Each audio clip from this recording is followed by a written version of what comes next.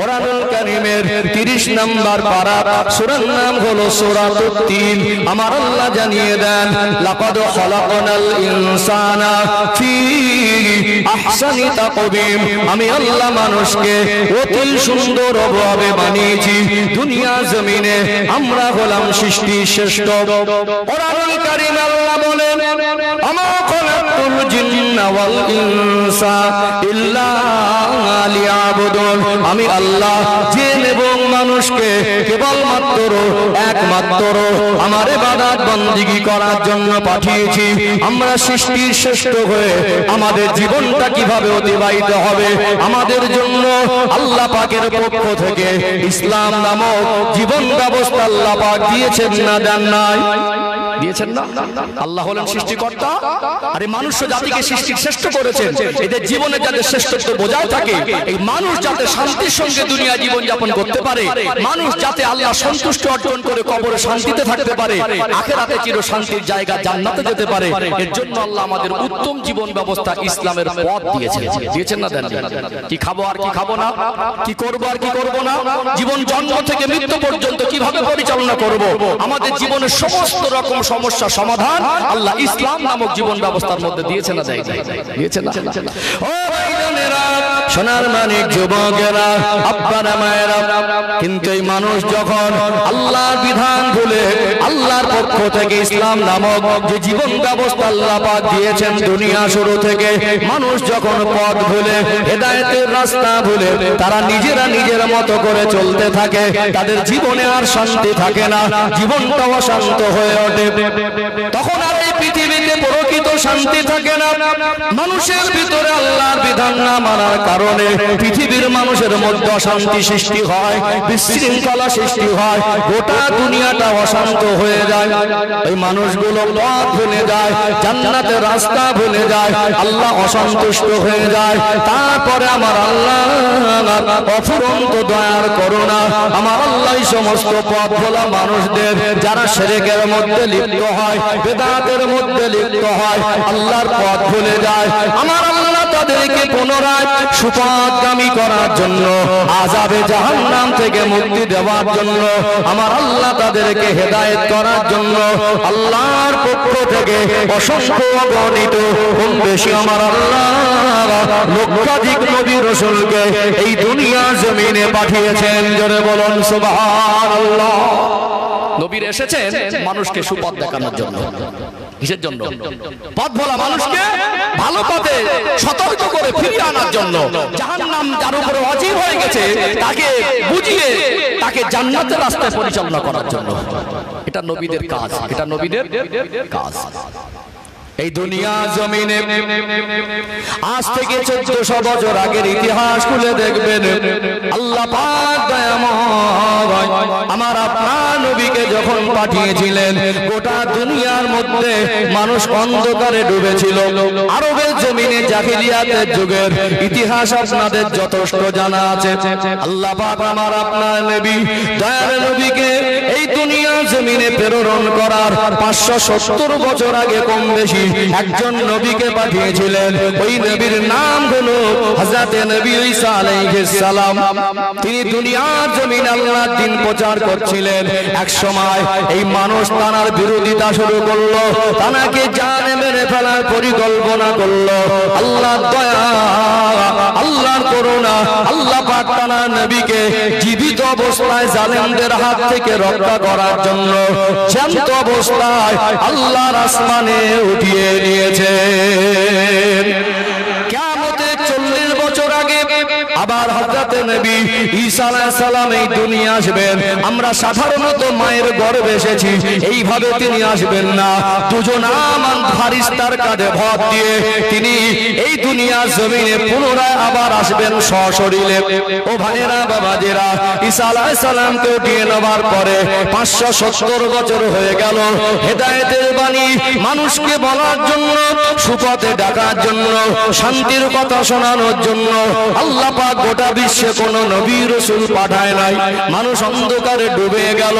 বাপ বেটা একটা মহিলার সঙ্গে জেনা করত, চুরি রাহাজানি মারামারি খুনোখুনি জুলুম অত্যাচার অন্যায় অনাচার, মানুষের ভিতরে মনুষ্যত্ববোধ হারিয়েছিল। আমার আল্লাহর বড় দয়া, আল্লাহর বড় করুণা, এই রবিউল আউয়াল মাসের 12 তারিখে শুভে সাদেকের সময় সোমবারের দিনে আমার আল্লাহ তামাম সৃষ্টি জগতের জন্য রহমত শুরু করে রহমাতাল লিল আলামিন করে আমার আপনার দয়ার নবীকে প্রেরণ করেছিলেন। জোরে বলেন না। আল্লাহ পাক আমার নবীকে 40 বছর বয়সে নবুয়ত দিলেন। 40 বছর নবী আমার যখন পৌঁছালেন, আল্লাহ দ্বীন প্রচারের মহান দায়িত্ব দিলেন।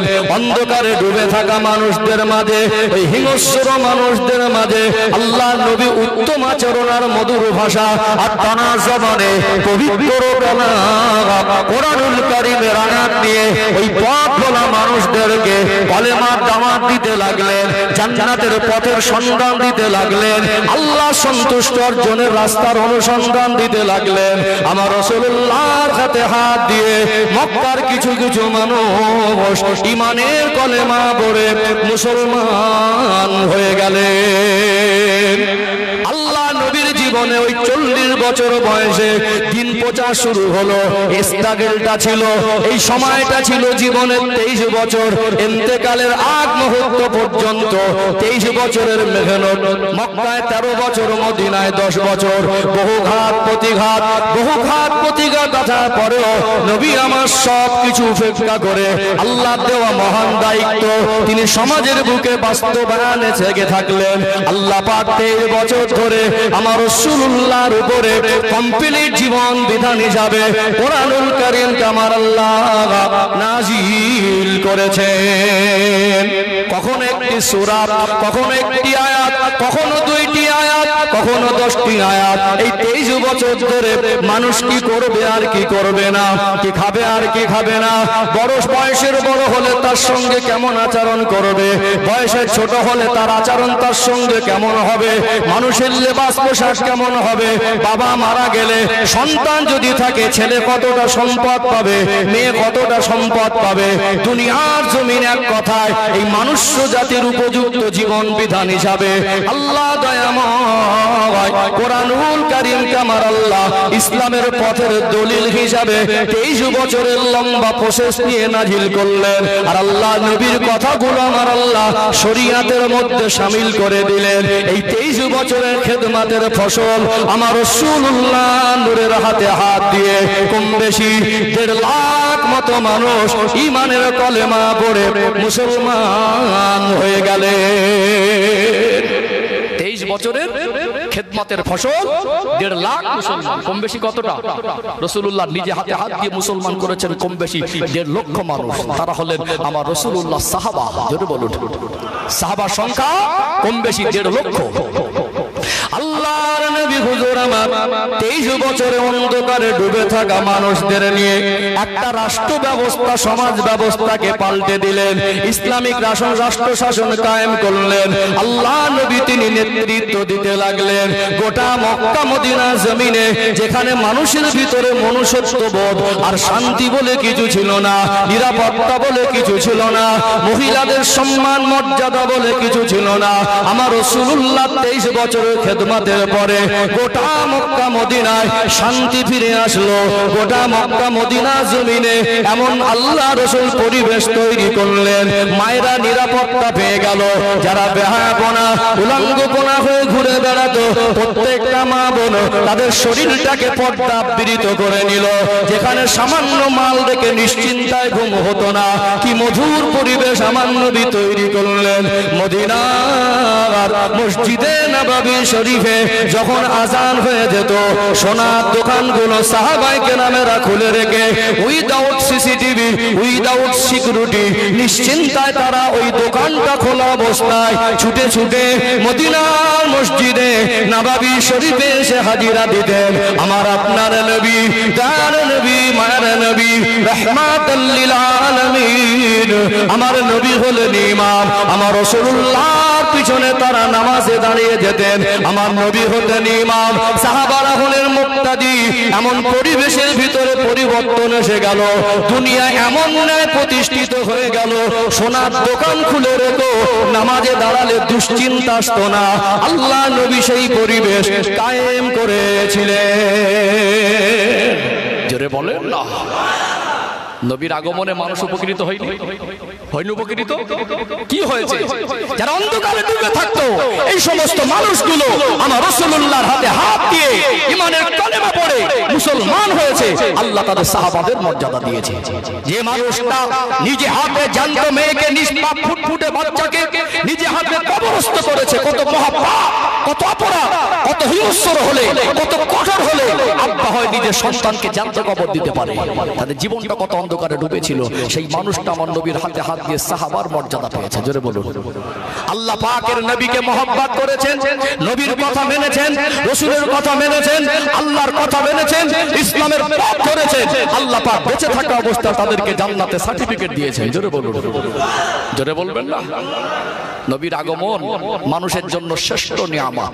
নবীদের আগমন এই মানুষ জাতির জন্য শ্রেষ্ঠ নিয়ামত। এর থেকে বড় নিয়ামত মানুষের জীবনে আর কিছু হতে পারে না। ঈমান আমাদের কাছে সবথেকে দামি। ঈমানটা পেলেন কার কাছ থেকে? মানুষ জাতির জীবনে ঈমানের থেকে দামি সম্পদ আর কিছু হতে পারে না। ঈমানটা পেলেন কোথা থেকে? স্টাডি করুন, পড়াশোনা করুন, গবেষণা করুন। মাঝে মাঝে অল্প বিদ্যা ভয়ঙ্করী হয়, যদি না জানেন তো চুপ থাকাই ভালো। আল্লাহ নবী সাল্লাল্লাহু আলাইহি সাল্লাম বলছেন, মান সামাতা নাজা, চুপ করে থেকে গেলে নাজাত পেয়ে গেলে। মানে চুপ থাকা বলতে কিছু কিছু জায়গায় না বুঝে সুঝে অনেকে তাক্কাল মেরে দেয়। আছে না? নেই? আছে না? চলুন এই জায়গাটা একটু ক্লিয়ার করবো, আরেকটা পয়েন্ট তুলে ধরি, আরেকটু পরিষ্কার হবে ইনশাআল্লাহ। আমার আলোচনা বুঝতে পারছেন? বুঝতে পারছেন নবীদের আগমনটা আমাদের জন্য কেমন, এটা একটু ক্লিয়ার করে নিচ্ছি। আল্লাহ কেন নবীদের পাঠিয়েছেন একটু ক্লিয়ার হওয়া দরকার আছে না? এটা প্রথম পয়েন্ট। ও ভাইজানেরা, সোনার মানিক যুবকেরা, আব্বারা মায়েরা, এই মানুষ জাতি জীবনে যা কিছু সম্পর্ক আছে, আমাদের জীবনে যত রকম সম্পর্ক আছে, সব থেকে দামি সম্পর্ক হলো আল্লাহ আর বান্দা। সব থেকে দামি সম্পর্ক হলো নবী আর উম্মত। একটা মানুষ তার চেহারা যদি পৃথিবীর সব থেকে বেশি সুন্দর হয়, ওই মানুষটা যদি পৃথিবীর সব থেকে বেশি ধনী হয়, ওই মানুষটা যদি মনে করে আমি যে বংশে জন্মগ্রহণ করেছি, সমাজের বুকে আমার বংশের সম্মান অনেক বেশি, ওই মানুষটা যদি মনে করে আমি যে গাড়িটা চাপি পৃথিবীর সব থেকে দামি গাড়ি, যদি মনে করে গোটা পৃথিবীর মধ্যে সব থেকে আমার পরিচয় পরিচিতি বেশি, যতই বড় চাকরি থাক, যতই বড় ডিগ্রি থাক, যত দামি ঘর বাড়ি থাক, যত বিলাসবহুল গাড়ি আর বাড়ি হোক না কেন, চেহারা যত সুন্দর হোক না কেন, ওই মানুষটা জীবনে যদি নবীর সুন্নাত না থাকে, ওর অন্তরে যদি নবীর মহব্বত না থাকে, ওর জীবন যাপনে যদি ইসলামের আলো না থাকে, ওর দুনিয়ার সেরা গাড়ি নিয়ে, দুনিয়ার সেরা বাড়ি নিয়ে, সুন্দর চেহারা নিয়ে নাজাত পেতে পারবে না। ওই মানুষটা জীবনে কখনো সফল জীবন বলা যায় না। দুনিয়ায় যতদিন বেঁচে থাকবেন নিজেকে সফল মনে করলেও যে জীবনের জিন্দেগির সঙ্গে আল্লাহর আর বান্দার সম্পর্ক নেই, নবী আর উম্মতের সম্পর্ক নেই, ওই জিন্দেগিটা হলো আফসোসের জীবন, ওটা হলো জাহান্নামের জীবন, ওটা হলো ধ্বংসের জীবন, ওটা হলো দুঃখের কষ্টের জীবন, ওটা কামিয়াবির জীবন নয়। একটা মানুষ যদি তালপাতা ছাউনির নিচেও ঘুমায়, দুনিয়ার মধ্যে সব থেকে কুৎসিত হয়, ওই মানুষটা জামাটা যদি তালি দেওয়া হয়, ওই মানুষটা যদি এক বেলা অনাহারে থাকে আর এক বেলা পেট পুরে খায়, এমনও গরিব মানুষ দেখতেও যদি কুৎসিত হয়, তার ভিতরে সততা, তার ভিতরে ইসলামের আলো, তার ভিতরে নবীর আদর্শ, নবীর মহব্বত যদি থাকে, ওই মানুষটা হলো আল্লাহর কাছে সব থেকে দামি মানুষ, ওই মানুষটা হলো কামিয়াব। কেননা ওই মানুষটা যদি জান্নাতের পথে প্রতিষ্ঠিত হয়, এর থেকে বড় শান্তির পথ আর কিছু হতে পারে না। তাহলে পৃথিবীতে মানুষ জাতি জীবন যদি আল্লাহ এবং রাসূলের সঙ্গে সম্পর্ক না থাকে, এর থেকে দুঃখের জীবন, আফসোসের জীবন, দুর্ভাগ্যের জীবন আর কিছু হতে পারে না। দেখতে যেমনই হোক, পৃথিবীতে একটা ব্যতিক্রমী ভালোবাসা, এই ভালোবাসাটা একটা ব্যতিক্রমী ভালোবাসা। আমার আল্লাহ, আমার রব আমাকে আপনাকে যে পরিমাণ ভালোবাসে, আমরা সেই ভালোবাসাটুকু বোঝার চেষ্টা করি না। এই ভালোবাসাটুকু বোঝার চেষ্টা করি না। আল্লাহর ভালোবাসা কথা বলতে গেলে কয়েক ঘন্টা পার হয়ে যাবে। আমাকে আপনাকে আল্লাহ যতটা ভালোবাসে, এর থেকে পৃথিবীতে আর কেউ ভালোবাসতে পারবে না। আমার রাসূলের ভালোবাসা এক ব্যতিক্রমী ভালোবাসা। কোরআন শরীফে একটু জায়গা অকুলন হচ্ছে, একটু কষ্ট করতে হবে। একটা দিন তো একটু জিকির করতে করতে একটু আগে আসেন। পিছনে ভাইরা অনেকে রাস্তায় দাঁড়িয়ে আছেন, অনেকে পিছনে একটু চাপাচাপি হয়ে বসছেন। একটু সবাইকে বসার সুযোগ করে দেন। একটু জিকির করেন লা ইলাহা ইল্লাল্লাহ, লা ইলাহা ইল্লাল্লাহ, লা ইলাহা ইল্লাল্লাহ মুহাম্মাদুর রাসূলুল্লাহ সাল্লাল্লাহু আলাইহি ওয়াসাল্লাম। সবাই পড়েন হাসবি রব্বি জাল্লাল্লাহ মা ফি কলবি গায়রুল্লাহ নূর মুহাম্মদ সাল্লাল্লাহ হক লা ইলাহা ইল্লাল্লাহ, লা ইলাহা ইল্লাল্লাহ, লা ইলাহা ইল্লাল্লাহ মুহাম্মাদুর রাসূলুল্লাহ সাল্লাল্লাহু আলাইহি ওয়াসাল্লাম। বুঝতে পারছেন? দুটো উদাহরণ দেই, সহজে পরিষ্কার হয়ে যাবে। যেহেতু পর্বটা আমি শেষ করব। ফেরাউনের নাম শুনেছেন না? নমরুদ, কারুন, হামান নাম শোনেননি? গোটা আজকে আপনার রাজারহাট নিউ টাউন এরিয়ায় একটা সময় সব জায়গাগুলো খালি খালি পড়েছিল। হঠাৎ শহর হয়ে গিয়ে এখন জায়গার দাম বেশি না কম? বেশি না? ক টাকার মালিক আল্লাহ পাক বাদশা সাদ্দাতকে, কারুনকে, নমরুদকে মাল সম্পদ কম দেয়নি। বুঝতে পারছেন না? একটা সময় বাড়াবাড়ি করতে গিয়ে ফেরাউন বলেছিল আনা রব্বুকুমুল আলা, জনগণকে বলছে আমি তোদের খোদা, তোরা আমাকে খোদা বলে বল। পৃথিবীতে ওই মানুষটা একটা সময় তার রাজত্ব পেয়ে, পদ পেয়ে, ক্ষমতা পেয়ে, অর্থ পেয়ে সে নিজেকে এত অহংকারের মাত্রায় পৌঁছে গেল, অহংকার এত বেশি হয়ে গেল, নিজেকে এত মহান মনে করতে লাগলো। সে বলল মানুষকে আমি তোদের খোদা। ওর সম্পদ, ওর রাজত্ব, ওর নেতৃত্ব, ওর ক্ষমতা, ওর মাল, ওর দাবি কোনোটা এক পয়সা ওর উপকারে এসেছে? উপকারে আসেনি। ওর জীবনটা ব্যর্থ জীবন, কারণ আল্লাহর সঙ্গে সম্পর্ক জিন্দেগিতে হয়নি। আল্লাহ পাক সেই জামানায় নবী মুসা আলাইহিস সালামকে পাঠিয়েছিলেন, মুসা আলাইহিস সালামের সঙ্গে জীবনের সুসম্পর্ক তৈরি হয়নি। আজ পর্যন্ত পৃথিবীতে আমার রাসূল আগমনের পর থেকে যেই মানুষ পৃথিবীর মধ্যে সে নিজেকে সেরা মনে করতে পারে, সুন্দর মনে করতে পারে, সুখী মনে করতে পারে, ভাগ্যবান মনে করতে পারে, এটা মূল মনুষ্য জাতির জন্য যদি ওই মানুষটা জীবন জিন্দেগির সঙ্গে আল্লাহর আর রাসূলের সম্পর্ক না থাকে, ওটা দুর্ভাগ্যের জীবন, ওটা নাকাম জীবন। ওই জীবনটা কোনোদিন সফলতার জীবন না, ওটা ব্যর্থ জীবন। হযরত বেলাল রাদিয়াল্লাহু আনহু আল্লাহ তার চেহারাটা কালো কুৎসিত করেছিলেন। কোন কলেজে, কোন স্কুলে, কোন ইউনিভার্সিটিতে পড়ার সুযোগ তার হয়নি। হয়েছিল? হয়নি। আমার আপনার কাছে পকেটে 10 টাকা থাকলেও মনে করি 10 টাকা আছে, তার নামে কোনো ব্যাংক ব্যালেন্স ছিল না। ব্যক্তিগতভাবে তিনি 1 শতকের 1 কাঠা জমির মালিকও ছিলেন না। ব্যক্তিগতভাবে তিনি 10 গ্রামের মালিকও ছিলেন না। তিনি আল্লাহ রাসূলকে বুকের মধ্যে জায়গা দিলেন, জানের থেকে বেশি ভালোবাসা দিলেন, ইসলামের পথটা বেছে নিলেন। যে মানুষটা আজ কালো কুৎসিত বলে মানুষ যাকে কৃতদাস গোলাম হিসাবে হাতে দড়ি বেঁধে বাজারে বিক্রি করত, আর একজন পয়সার বিনিময়ে কিনে নিয়ে যেত, অন্যের হুকুমের চাকর ছিল, সমাজের মধ্যে লাঞ্ছিত আর বঞ্চনার জীবন ছিল। সর্বকালের সর্বযুগের সর্বশ্রেষ্ঠ মহামানব, যিনি সৃষ্টি জগতের জন্য রহমত, ইমামুল আম্বিয়া, খাতামুন নবিয়্যিন, সাইয়্যিদুল মুরসালিন, রাহমাতাল লিল আলামিনের ভালোবাসা ওই কালো মানুষটার অন্তরে জায়গা পেয়ে গেল। ওই মানুষটা হৃদয়ে নবীর ভালোবাসা জায়গা দিল, নবীর আদর্শ মেনে নিল, কোরআনের পথ মেনে নিল। আমার আল্লাহ তার জীবনের ভাগ্য চাকাটা ঘুরিয়ে দিয়েছেন। জোরে বলুন। সেই মানুষটা যখন আজান দিতেন মদিনার মসজিদে নববী শরীফে, আওয়াজটা পৌঁছে যেত আল্লাহর আরশে আজিমে। জোরে বলবেন না। তিনি এমন জীবন গঠন করেছিলেন, শুধুমাত্র নবীর ভালোবাসা, আল্লাহর মহব্বত তার অন্তরে থাকার কারণে তিনি যখন হাঁটতেন, আল্লাহর হাবিব বলেন মেরাজের রাতে আমি জান্নাতে যখন পরিদর্শন করছি, আমি জান্নাতের মধ্যে ঘুরছি, আর আমার অনুভব হচ্ছে পিছনে যেন কে হেঁটে হেঁটে আসছে। মনে হলো কার পায়ের আওয়াজ, আমি বসে দিন মনে করছি পায়ের আওয়াজটা তো আমার বেলালের পায়ের আওয়াজ। আল্লাহর নবী মেরাজ থেকে প্রত্যাবর্তন করে ফিরে এসে বললেন আমি আমার বেলালের পায়ের আওয়াজটা আল্লাহ জান্নাতে শুনতে পেয়েছি। জোরে বলুন। তাহলে মানুষের জীবনে নবীর সঙ্গে সম্পর্ক যদি না থাকে, আল্লাহর সঙ্গে সম্পর্ক যদি না থাকে, আপনার গাড়ি বাড়ি, নেতৃত্ব, রাজত্ব, চাকরি, মন্ত্রিত্ব, ক্ষমতা, পাওয়ার, পদ, সম্পদ, সন্তান, বিবি, বন্ধু বান্ধব, কোনো কিছু আপনার মরণের পরে যাত্রা উপকারে আসবে না। এই জীবনের সঙ্গে আল্লাহর রাসূলের সম্পর্ক দরকার আছে না নেই? নবী হলো মানুষ জাতির জন্য শ্রেষ্ঠ নিয়ামত। নবীকে পেয়ে সাহাবারা জাহান্নাম থেকে বেঁচে, মানুষ জাহান্নাম থেকে বেঁচে সাহাবার মর্যাদা পেয়েছে, জান্নাতের সার্টিফিকেট পেয়েছে। জোরে বলুন।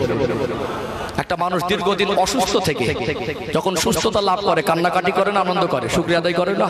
আল্লাহ অনেকদিন কষ্টে ছিলাম, বিপদে ছিলাম, আজকে আমি বিপদ মুক্ত হয়েছি, এটা তো কান্নার কিছু না, শুকরিয়া আদায় করে না? তাহলে একটা মানুষ বিপদ থেকে, তার জীবনটা বিপদের মধ্যে ছিল, শান্তির পথ পেয়ে গেল, আল্লাহর পথ পেয়ে গেল, জান্নাতের রাস্তা পেয়ে গেল, জান্নাতে যাওয়ার ওসিলা পেয়ে গেল, এর কাছে দুঃখের কি আছে? এটা তো আনন্দের, এটা তো আনন্দের। চলুন সোজা ভাষায় দুটো উদাহরণ দিয়ে আরেকটু পরিষ্কার হয়ে যাবে ইনশাআল্লাহ। এমনও বহু মানুষ আছেন পরপর আল্লাহ 4টে মেয়ে দিয়েছেন, আছে না নেই? আছে না? কিন্তু পয়েন্ট এসেছে, একটু বলে দেই। কিছু হতভাগা, কিছু অপদার্থ মানুষ নামক মানুষ আছে, আঘাত দেওয়া আমার উদ্দেশ্য নয়, কষ্টে বলে ফেলি। একটা দুটো তিনটে মেয়ে হলো, যত রকম টর্চার ওই স্ত্রীর উপরে হয়, মেয়ের মার উপরে। তাকে কেন দোষ দিচ্ছেন? দুটো মেয়ের পরে আবার মনে করলে একটা ছেলে হবে, তিনটে যখন 3 নাম্বার আবার একটা মেয়ে হলো, ভদ্রলোক শ্বশুর বাড়ি যায় না, স্ত্রীর কাছে ফোন করে না, অনেক সময় হুমকি ধুমকি, তোর সঙ্গে সংসার করবো না, তোর পেট থেকে সব সময় মেয়ে হয়। একজন ইমানদার এই সমস্ত কথা বলতে পারে? পারে না। আমাদের সমাজে এখন আমরা বাইরে লোকজনের সামনে বুদ্ধিমান, ভদ্র, সৎ আর ফেরেশ প্রমাণ করলেও আমাদের ঘরের ভিতরে আচরণ, কিছু নিকৃষ্টতম আচরণ কিছু মানুষের আছে না নেই? বৌমার পেটে পর পর মেয়ে হচ্ছে বলে বাড়ির সমস্ত মানুষ তার উপরে প্রেসার ক্রিয়েট করে, বিভিন্ন রকম কথাবার্তা বলে, মানসিক এবং শারীরিক নির্যাতন দেয়। ননদ একটা কথা বলে, দেওর একটা কথা বলে, স্বামী একটা বলে, শ্বশুর একটা বলে, শাশুড়ি একটা বলে। এর কারণে অনেক মায়েদের সংসারও নষ্ট হচ্ছে না, হয় না?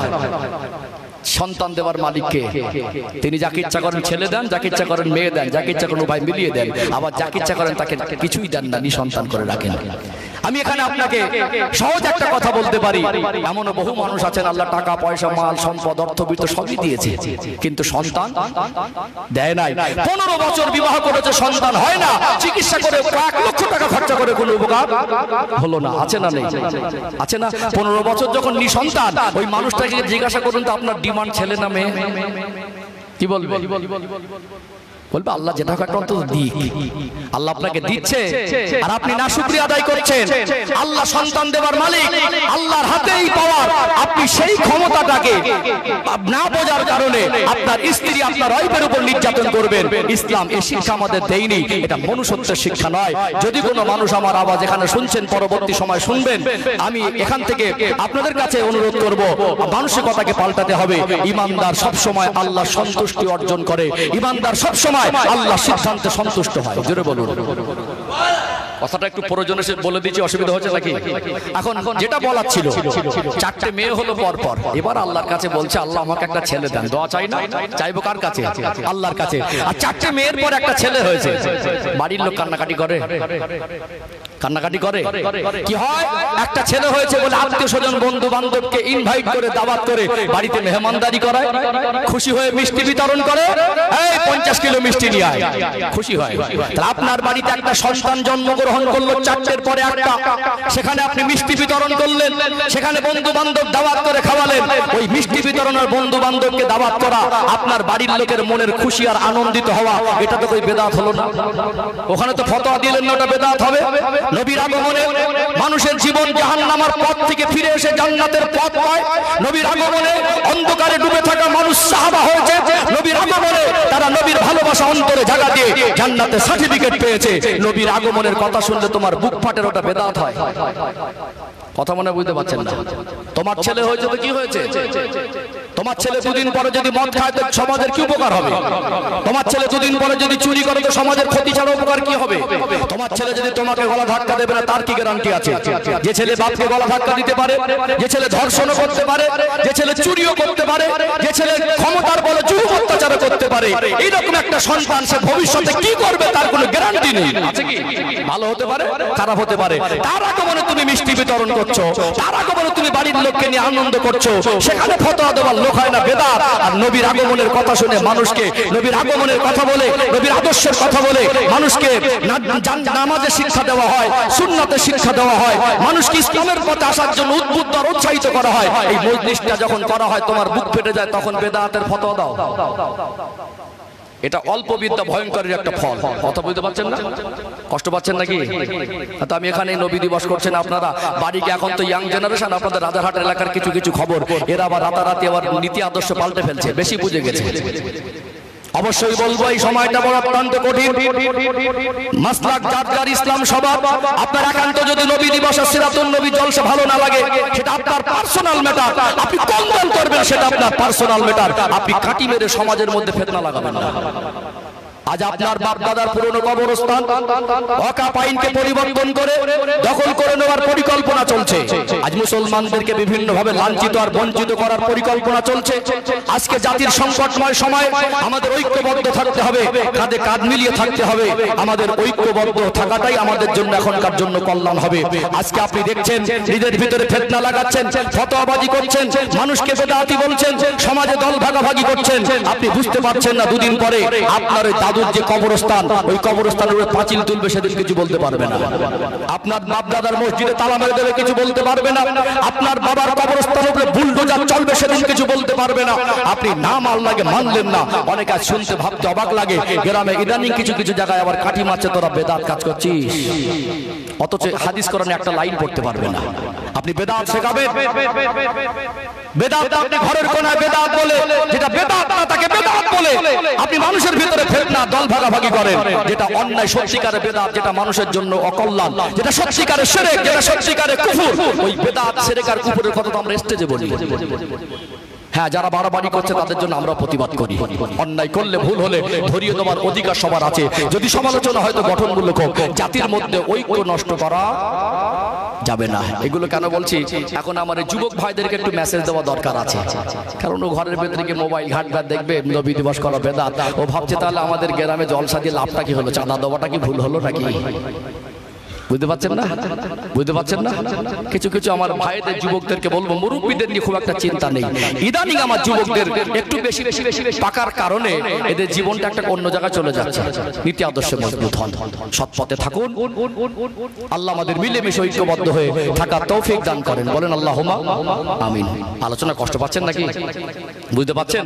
এই কথাগুলো বর্তমান সময়ে কাউকে আক্রমণ করার উদ্দেশ্য নয়। কিছু কিছু মানুষ এই কথাগুলো আমাদেরকে যখন বলে, শুনতে একটা কষ্ট লাগে।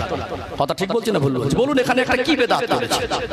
এই জায়গায় মোমবাতি জ্বালিয়েছি, কেক কেটেছি, আর নবীর জন্মদিন যদি পালন করতাম আমরা রবিউল আউয়াল মাসের 12 তারিখটা ইখতিলাফি তারিখ, কি মনে হয়? আজকে 12 তারিখ মাস, আমরা নবীকে ভালোবাসি 3 তারিখ ধার্য করে নয়। নিঃশ্বাসে, বিশ্বাসে, চাউনিতে, ভঙ্গিতে, চলনে, বলনে, লেবাসে, পোশাকে, খাওয়াতে, ঘুমে, ব্যবসা বাণিজ্যে, জীবনের প্রত্যেকটা মুহূর্তে আমরা আমার রাসূলকে ভালোবাসি। কোরআনুল কারীম 21 নম্বর পারা, সূরার নাম হলো সূরা আল আহজাব, 6 নম্বর আয়াত। আল্লাহ পাক বলছেন, আন-নাবিয়্যু আওলা বিল মুমিনিনা মিন আনফুসিহিম, আমার নবী হলো মুমিনদের কাছে তাদের নিজেদের থেকেও ঘনিষ্ঠ। জোরে বলুন। আমরা আমাদের নবীকে তো জানের থেকেও বেশি ভালোবাসি। আমরা আমাদের নবীর জন্য প্রয়োজনে জানটাও কুরবান করতে পারবো। পারবো না? পারবো না ইনশাআল্লাহ। আমরা তো নবীকে দিন তারিখ ধার্য করে একদিন নবী দিবস দিয়ে ভালোবাসা শেষ করে দেইনি। এখান থেকে আমাদের জীবনের ভালোবাসা যাতে পরিপূর্ণতা পায়, সেই শিক্ষা আর সেই শিক্ষার পথ এখান থেকে মানুষকে দেখিয়ে দেওয়া হয়। কথা ঠিক না বেঠিক? এখানে বেদাতের কোনো জায়গা নেই। একটা কোনো আলোচনা হারাম হয় না এখানে, একটা কোনো হারাম কাজের কোনো লেশ এখানে পাওয়া যায় না।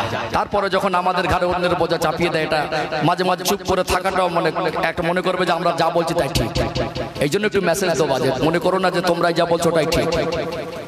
আল্লাহ আমাদের বুঝদান করেন। বলেন আল্লাহুম্মা আমিন। আর একটা পয়েন্ট বলবো ছোট করে, এই পয়েন্টটা শেষ করবো, পরবর্তী পয়েন্টে যাবো ইনশাআল্লাহ। একটা ছেলে অনেক মাল সম্পদ গাড়ি বাড়ি সব চাকচাক, এখন ভীষণ ব্যাপার, ছেলেটাকে বিবাহ দিয়ে একটা সুন্দরী বৌমা ঘরে এনেছে। বিবাহের দিনে আত্মীয় স্বজন বন্ধু বান্ধব বাড়ি থাকে না, বৌমা সন্ধ্যাবেলা গাড়িতে করে বাড়ি ফিরেছে, ছেলে বৌমাকে নিয়ে সবাই বিয়ে করে বাড়িতে ফিরেছে। বাড়ির লোক সেদিন দরজা জানলা বন্ধ করে কান্নাকাটি করে কান্নাকাটি, আনন্দ আনন্দ ভাব থাকে না, ছেলের বিয়ে দিয়েছি বৌমা এসেছে, তাহলে ওখানে যে বাড়িতে আনন্দ করছে ওখানে ফতোয়া দেন তো বেদাত, বাড়ি এসে কেউ দাঁত বের করতে পারবে না, বৌমা এসেছে মিষ্টি বিতরণ করতে পারবে না, বৌমা এসেছে বাড়ির মধ্যে কোনো হাসাহাসি চলবে না, সব যে যার ঘরের মধ্যে গিয়ে কাপে বসে যাও, বেদাত হবে। ফতোয়া দিয়েছে কেউ? দিয়েছে কেউ ফতোয়া? ওখানে থেকে ফতোয়া দেয় না বৌমা বাড়ি এনে হাসলে বেদাত হবে। নবীর আগমনের কথা শুনে, নবীর আগমনের মাসকে নিয়ে নবীর আগমনের মজলিস করলে তখন ফতোয়া আসে বেদাত। আমি শরিয়াতের কথাও বললাম, সাথে সাথে সমাজের দুটো বাস্তব চিত্রও বললাম। মানে ফতোয়া আমরা যেখানে সেখানে দিতে পারলে বাঁচি, ফতোয়াবাজি করলে হবে না। মূল উদ্দেশ্য হবে জীবনটাকে পরিবর্তন করা, সুন্নাতের আলোয় জীবনটাকে সাজানো। কথা ঠিক না বেঠিক? চলুন একটা পর্ব ক্লোজ হলো। তাহলে আল্লাহ পাক নবীদেরকে পাঠিয়েছেন, মানুষ জাতি নবীকে পেয়ে ঈমান পেয়েছে, জান্নাতের পথ পেয়েছে, জান্নাতের সার্টিফিকেট পেয়েছে, জাহান্নাম থেকে বাঁচার মতো উপযুক্ত জীবন পেয়েছে। মানুষ জাতির জীবনের থেকে বড় সফলতার কিছু নেই। নবীর আগমন মানুষ জাতির জন্য এর থেকে দামি নিয়ামত আর কিছু হতে পারে না। ঈমান যদি দামি হয়, নবীকে বাদ দিয়ে ঈমান পরিপূর্ণ নয়। ঈমান যদি দামি হয়, নবীকে না পেলে ঈমানও পাবে না। তাহলে সেই জায়গাটা, আবেগের জায়গাটা আপনি কেন ফতোয়াবাজি করছেন? আল্লাহ আমাদের বোঝার তৌফিক দান করেন, বলেন আল্লাহুম্মা আমিন। একটু তাকবীর দেন তো, নারী তাকবীর। ফাঁকি দিচ্ছেন নাকি? একটু সবাই মিলে। আমি মাঝে মাঝে বলি, আওয়াজ যদি খুব জোর না হয়, ভক্তির প্রতি জোর দেন, একটু প্রাণ ভরে, একটু মিডিয়াম নরম আওয়াজও যদি সবাই একটু আল্লাহকে প্রাণ ভরে ডাকি, আল্লাহ খুশি হবে না? আল্লাহকে একটু ডাকেন না, নারী তাকবীর। আর একটু প্রাণ ভরে নারী তাকবীর। সিলসিলায়ে হক মুজাদ্দিদে জামান হিজবুল্লাহ বিশ্ব নবী দিবস এ মাহফিলের কমিটির সাহেবানগণ, নারী তাকবীর। চলুন, নবীর জীবনে তো একটু আসতে হবে, না আসলে মনে তৃপ্তি হয় না। নবী দিবস তো একটু আসি। পরের পয়েন্ট, আল্লাহ পাক আমার নবীকে কেমন পর্যায়ে সম্মান দিয়েছেন একটু ক্লিয়ার করি ইনশাআল্লাহ। ও ভাই জানেরা, সোনার মানিক যুবকেরা, আব্বার মায়েরা, আল্লাহ পাক কোরআনুল কারীমের মধ্যে 30 নম্বর পারায় একটি সূরা আছে। সূরার নাম হলো সূরা ইনশিরাহ অথবা সূরা আলাম নাশরাহ। এই সূরার 4 নম্বর আয়াতে আল্লাহ পাক আমার হাবিবের শানে বলেন, ওয়ারাফানা লাকা যিকরাক। আমি আল্লাহ আমার নবীর সম্মান, মর্যাদা, মাকামকে, আলোচনাকে সমুন্নত করেছি। আমার আল্লাহ নিজেই কোরআন শরীফে ঘোষণা দিলেন, আল্লাহ পাক আমার নবীর সম্মানটাকে বৃদ্ধি করে দিয়েছেন। আল্লাহ পাক যদি কোরআনুল কারীমে ঘোষণা দেন আমার নবীর সম্মান আল্লাহ বৃদ্ধি করেছেন, এখন প্রশ্ন তাহলে কতটা বৃদ্ধি করেছেন? আমার নবীর জীবনে যে ব্যতিক্রম জিনিসগুলো নিয়ে একটু যদি আলোচনা করা যায়, সেটা সহজে পরিষ্কার হয়ে যাবে। মনে রাখবেন, আমরাও মানুষ, যত নবী রাসূল এসেছিলেন প্রত্যেকটা নবী রাসূল মানুষ, কিন্তু আল্লাহ পাক নবীদের জীবনটা আর সাধারণ মানুষের জীবন এক করে দেয় নাই। নবীদের আর সাধারণ মানুষের ক্ষেত্রে কোনো এক অপশনে মেলানোর কোনো অপশন নাই। আমাদের জীবনটা হলো সাধারণ, আমাদের জীবনটা হলো সাধারণ। আল্লাহ দয়াময় নবীদের জীবনকে আমার আল্লাহ অসাধারণ করেছেন। সাধারণ মানুষের মধ্যে পার্থক্য না থাকতে পারে, কিন্তু নবী আর সাধারণ মানুষের মধ্যে আসমান আর জমির পার্থক্য। আল্লাহ পাক তার হাবিবের যে সম্মান মকাম দিয়েছেন, আল্লাহ পাক মানুষকে সৃষ্টি শ্রেষ্ঠ করেছেন, মানুষদের মধ্যে নবীরা শ্রেষ্ঠ। আল্লাহ নবীদের মধ্যে আমার নবীকে শ্রেষ্ঠ করে ইমামুল আম্বিয়া করেছে। জোরে বলেন না সুবহানাল্লাহ। আমার নবী হলেন নবীদের ইমাম, ইমামুল আম্বিয়া। নবীর জীবনের খাস কয়েকটা বৈশিষ্ট্য বলি, নবীকে আল্লাহ কি পর্যায়ে সম্মান দিয়েছেন সেটা পরিষ্কার হয়ে যাবে ইনশাআল্লাহ। প্রথম 3টে বৈশিষ্ট্য বলি যেটা প্রত্যেকটা নবীর ভিতরে ছিল, তারপরে ব্যতিক্রম কয়েকটা বৈশিষ্ট্য বলবো ইনশাআল্লাহ। প্রথম 3টে, পৃথিবীতে সাধারণ মানুষ আর নবীদের মধ্যে পার্থক্য হলো নবীদের ভিতরে আল্লাহ দয়াময় যে তিনটে বৈশিষ্ট্য দিয়েছেন প্রত্যেকটা নবীর ভিতরে ছিল, সেটা সাধারণ মানুষের ভিতরে নেই। এক নাম্বার হলো আল্লাহ দয়াময় যাদের নবী বা রাসূল করেছিলেন, আমার আল্লাহ যাদেরকে দুনিয়ায় পাঠিয়েছিলেন নবী রাসূল করে, প্রত্যেকটা নবী রাসূলের চরিত্রকে আমার আল্লাহ পবিত্র করেছিলেন। আল্লাহ পাক আমার নবীর চরিত্রের সার্টিফিকেট দিলেন কোরআনুল কারীমের 29 নম্বর পারা, সূরার নাম হলো সূরাতুল কলাম, 4 নম্বর আয়াত। আল্লাহ জানিয়ে দেন ওয়া ইন্নাকা লাআলা খুলুকিন আযীম, আমি আমার হাবিবের চরিত্রকে মহান চরিত্র করেছি। আল্লাহ পাক বলেন কোরআনুল কারীমে কদ গফারাল্লাহু মা তাকদ্দামা মিন যামবিকা ওয়া মা তাআখার, হে আমার হাবিব আমি আল্লাহ আপনার আগে পিছের কোনো গুনাহ রাখি নাই, আপনার জীবনে কোনো গুনাহ নাই, আপনি গুনাহ থেকে পবিত্র, আমি আল্লাহ আপনাকে নিষ্পাপ মাসুম বেগুনাহ করেছি। এত মানুষ আমরা এসেছি, বলতে পারবো আমাদের জীবনটা পবিত্র? চরিত্র পবিত্র বলার ক্ষমতা আমাদের পৃথিবীর কারোরই নেই, একমাত্র নবীদের চরিত্রকে আল্লাহ প্রথম থেকে জন্মগতভাবে আল্লাহ পবিত্র করে। ছোটবেলায় আমরা যে লেখাপড়া শিখেছি, ছোটবেলায় একসঙ্গে বাচ্চাদের সঙ্গে খেলাধুলা করেছি, চলাফেরা করেছি, বলুন তো ঝগড়া মারামারি দুষ্টুমি একটু গালাগালি করিনি? কেউ বলতে পারবেন? হাত তুলে বলুন তো জীবনে গালাগালি দেয়নি? বলতে পারবেন? আমি হুজুর বলতে পারবো? এখন বিভিন্ন ভালো পরিবেশে অনেক ওঠা বসা করি, এখন জবান থেকে অপবিত্র ভাষা বের হয় না, কিন্তু ছোটবেলা এক সময় কেউ না কেউ কখনো কোনো মুহূর্তে আমরা একটা অশ্লীল ভাষা বের করে ফেলি। এখনো করে কি করে না? কিছু কিছু আমার বাবাজি আছে এখন গালাগালিতে বারুদ সেই রকম। বেই বাড়ি যাবে, সাদা জামা পরেছে, আতর মেখেছে, সাদা লুঙ্গি পরেছে, বেই বাড়ি গিয়ে চায়ের দোকানে বসে আছে, দেখে মনে হচ্ছে লোকটা খুব ফ্রেশ। এমনি বাড়ি নামাজ পড়ে না, শুক্রবার বেইতে হাজী সাহেব মসজিদে গিয়ে নামাজে গেছে, বেই বাড়ির গ্রামের লোকজন বলছে লোকটাকে দেখে আল্লাহর ওলি মতো মনে হচ্ছে। ওটা বাইরের পরিবেশ, কিন্তু বাড়ি খবর নিয়ে দেখবেন ওই মানুষটা যখন বাড়ি গালাগালি শুরু করে তখন মনে হবে 440 ভোল্টেজ, হিন্দি বাংলা মিক্স করে চালায়, সব টাটকা গালাগালি। কথা বলতে পারছেন না? আছে না নেই? নবী 63 বছরের জীবনে তার পবিত্র জবান থেকে একটা অশ্লীল বাক্য ব্যবহার করে না। জোরে বলুন। আমাদের যুবক ভাইরা গালাগালি দেয় কি দেয় না? এমনি দেখে মনে হবে সম্ভ্রান্ত পরিবারের ছেলে, জামা কাপড় লেবাস পোশাক ছাটকাট দেখে মনে ভদ্র, হঠাৎ রেগে গেল গালাগালি যা দেয় মনে হবে গালাগালিতে পিএইচডি করেছে। আছে না নেই? হ্যাঁ, মারাত্মক ব্যাপার।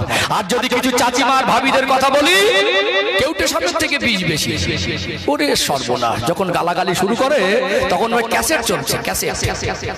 আল্লাহ নবী 63 বছরের জীবনে কোনোদিন কাউকে অশ্লীল ভাষা ব্যবহার করেনি। আল্লাহ পাক নবীদের জীবনে এই বৈশিষ্ট্য দিয়েছেন। নবীরা কোন নবী ছোট থেকে কাউকে গালাগালি দিয়ে, ছোট বড় বলে, ঝগড়া করে, মারামারি করে, মিথ্যা বলে, ধোঁকা দিয়ে তার জীবনে, নবীদের জীবনে এই সমস্ত কোনো কর্মকাণ্ড ছিল না।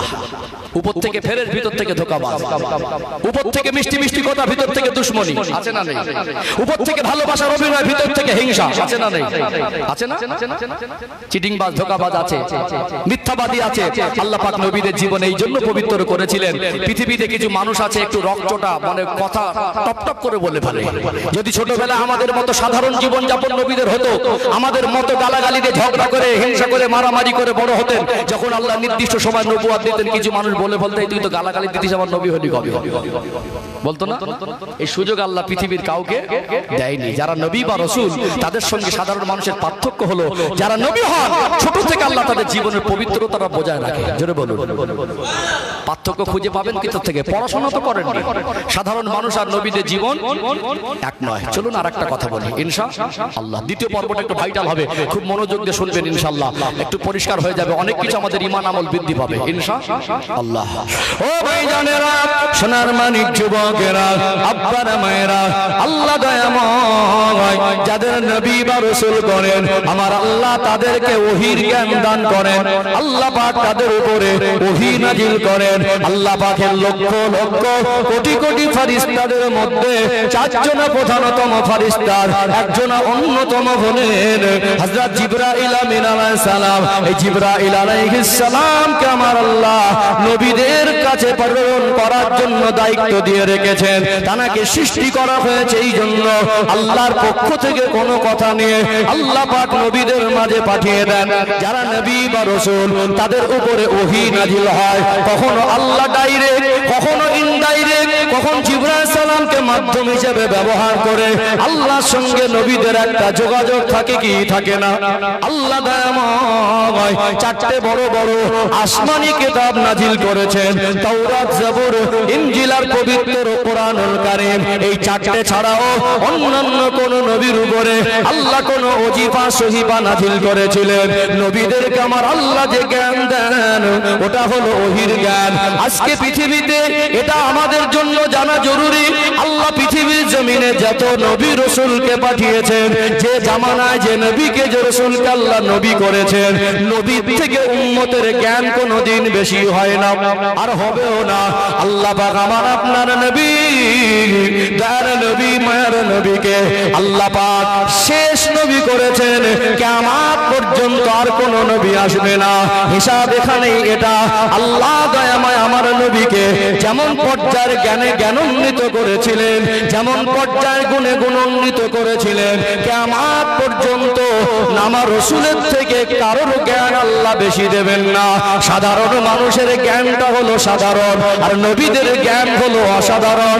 আমাদের জ্ঞান স্কুলের শিক্ষালয়ের বিদ্যালয়ের জ্ঞান, আমাদের জ্ঞান সমাজের সাধারণ শিক্ষার জ্ঞান, আমাদের শেখা বাবার কাছ থেকে, মায়ের কাছ থেকে, পরিবেশ থেকে, লেখাপড়ার বই থেকে, সমাজের কিছু বাস্তবতা থেকে। আল্লাহ দয়াময় নবীদেরকে যে জ্ঞান দিয়েছেন, ওই জ্ঞানটাকে আমার আল্লাহ ওহীর জ্ঞান দিয়েছেন। কিয়ামত পর্যন্ত পৃথিবীর মানুষ যত উন্নত হোক, চিকিৎসা বিজ্ঞান যত উন্নত হোক, মহাকাশ বিজ্ঞান যত উন্নত হোক, গবেষক, ডক্টর, ব্যারিস্টার, ইঞ্জিনিয়ার যতই বেশি পড়াশোনা করুক, কিয়ামত পর্যন্ত আমার নবীর থেকে বেশি জ্ঞানী আর কেউ হবে না। জোরে বলুন সুবহানাল্লাহ। আজকে এখানেই আমাদের কিছু মানুষের ইমানি দুর্বলতা। আজকে জেনারেল শিক্ষায় শিক্ষিত হয়ে একটু সায়েন্স নিয়ে পড়াশোনা করে, একটু বর্তমান সময়ে জেনারেল শিক্ষার ডিগ্রি অর্জন করে মাঝে মাঝে ইসলাম সম্পর্কে বাজে মন্তব্য করে। আপনি ইসলামের কি বোঝেন? আপনার ওই সামান্য জ্ঞান, ইসলামের মহান জ্ঞানের একটা ধারে পাশে একটা শস্যের দানার কোনা যাবে না। তথ্য তুলে দেই, অবাক হয়ে যাবেন। সম্মানিত ভাইরা, আজকে দেখুন গোটা বিশ্বের দিকে তাকিয়ে টেকনোলজি ব্যবহার হচ্ছে, এআই, আর্টিফিশিয়াল ইন্টেলিজেন্স ব্যবহার হচ্ছে। আজকে মানুষ এআই এর দ্বারা বিভিন্ন রকম ভিডিও তৈরি করছে না? বিভিন্ন রকম মিথ্যা কপি করে অনেক কিছু বানানো যাচ্ছে। এআই দ্বারা একটা ছবিকে নিয়ে কথা বলানো যাচ্ছে কি যায় না? আজকে ভাবতে অবাক লাগে। আজ কত উন্নত পৃথিবী, আজকে রকেট আবিষ্কার হলো, ইন্টারনেট আবিষ্কার হলো, যুদ্ধ বিমান আবিষ্কার হলো, আজকে পরমাণু বোমা আবিষ্কার হলো। আজকে দিনে দেখুন পৃথিবীর চিকিৎসা বিজ্ঞান কত উন্নত। একটা মানুষের হার্ট আর একটা মানুষ হার্টের জায়গায় প্রতিস্থাপন করছে, কিডনি পরিবর্তন করছে, একজনের চোখ আর একজনের চোখের মধ্যে লাগিয়ে দিচ্ছে।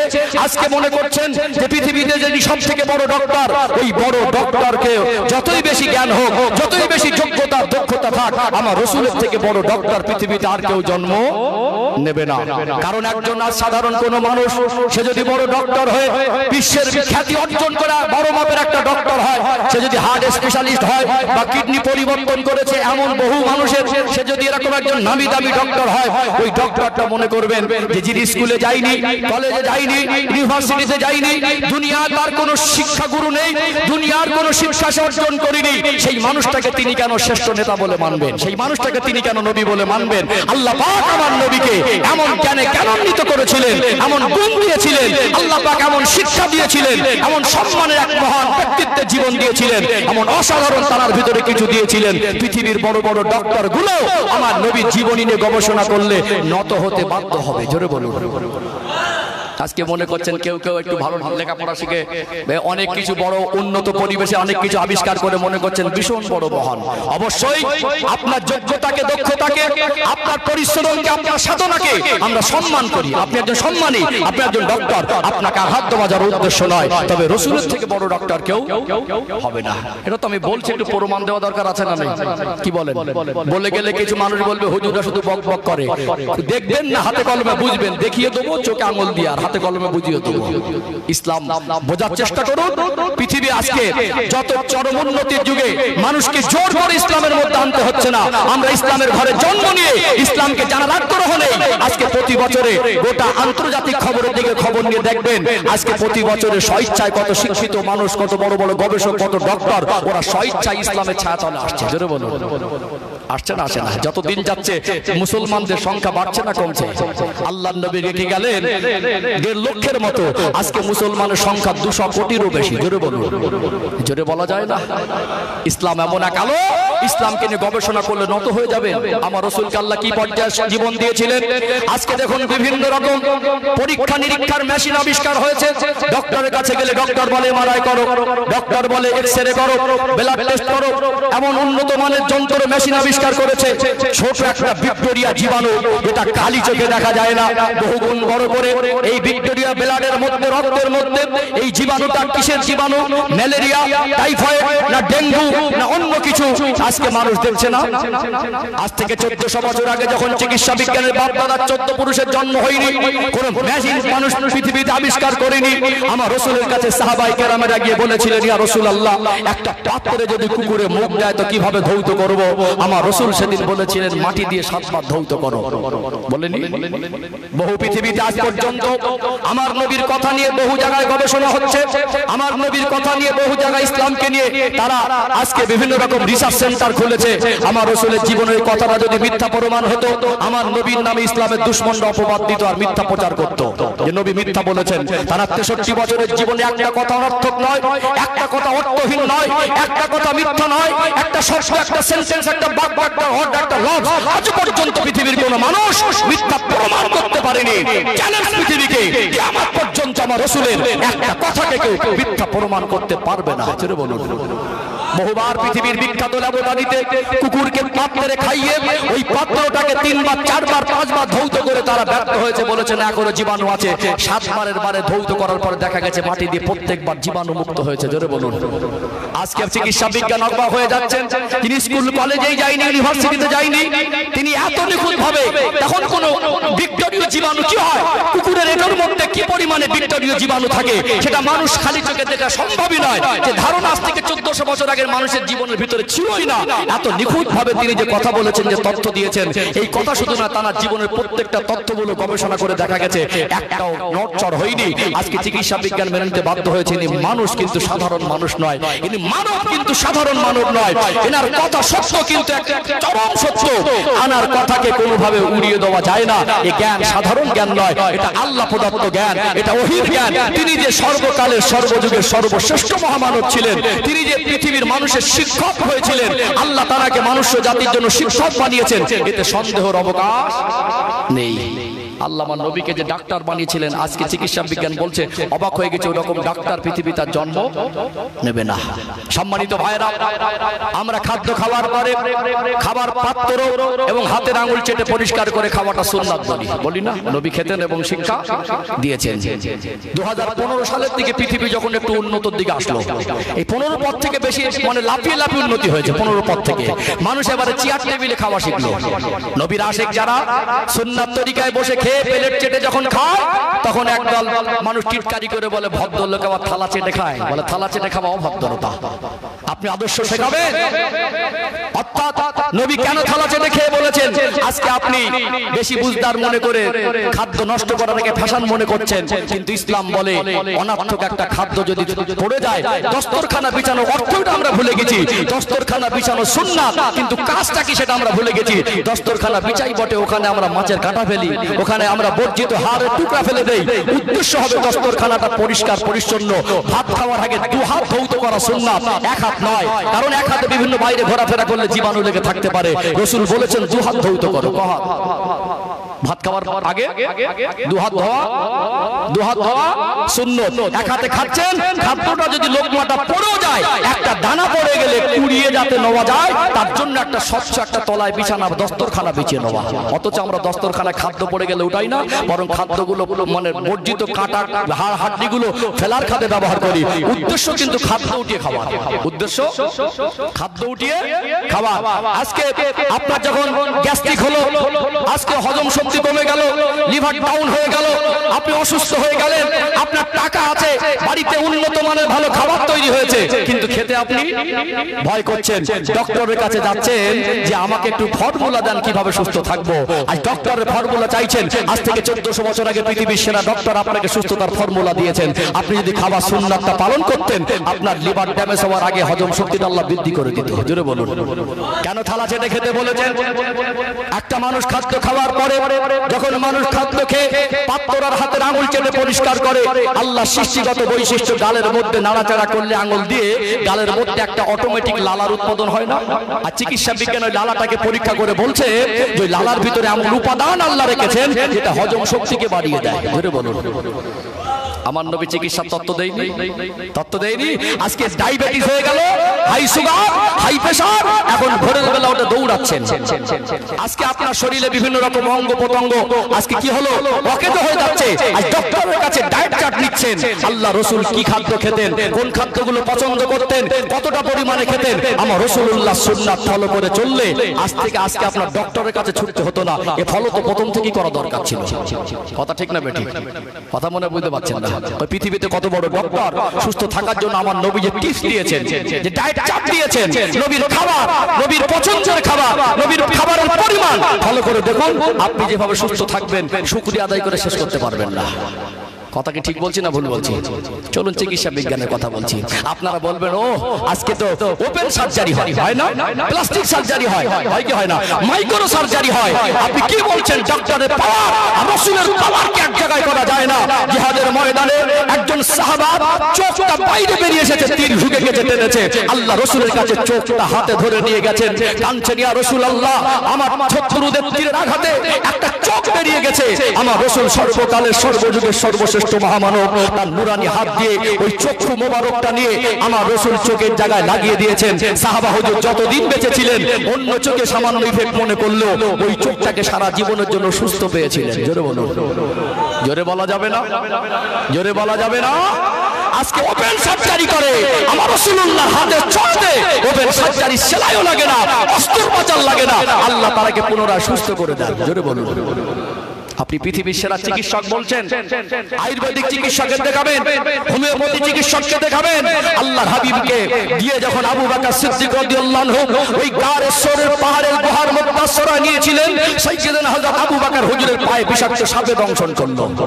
সাপের বিষে হযরত আবু বকর সিদ্দিক রাদিয়াল্লাহু আনহুর শরীর মোবারকটা কালার চেঞ্জ পরিবর্তন হয়ে গেল, নীলাকার হয়ে গেল। আল্লাহ রাসূলের নূরানি মাথা মোবারক রেখে ক্লান্ত শ্রান্ত শরীর নিয়ে আবু বকর হুজুরের কোলের উপরে ঘুমাচ্ছিলেন, সাপটা বারবার দংশন করছিলেন।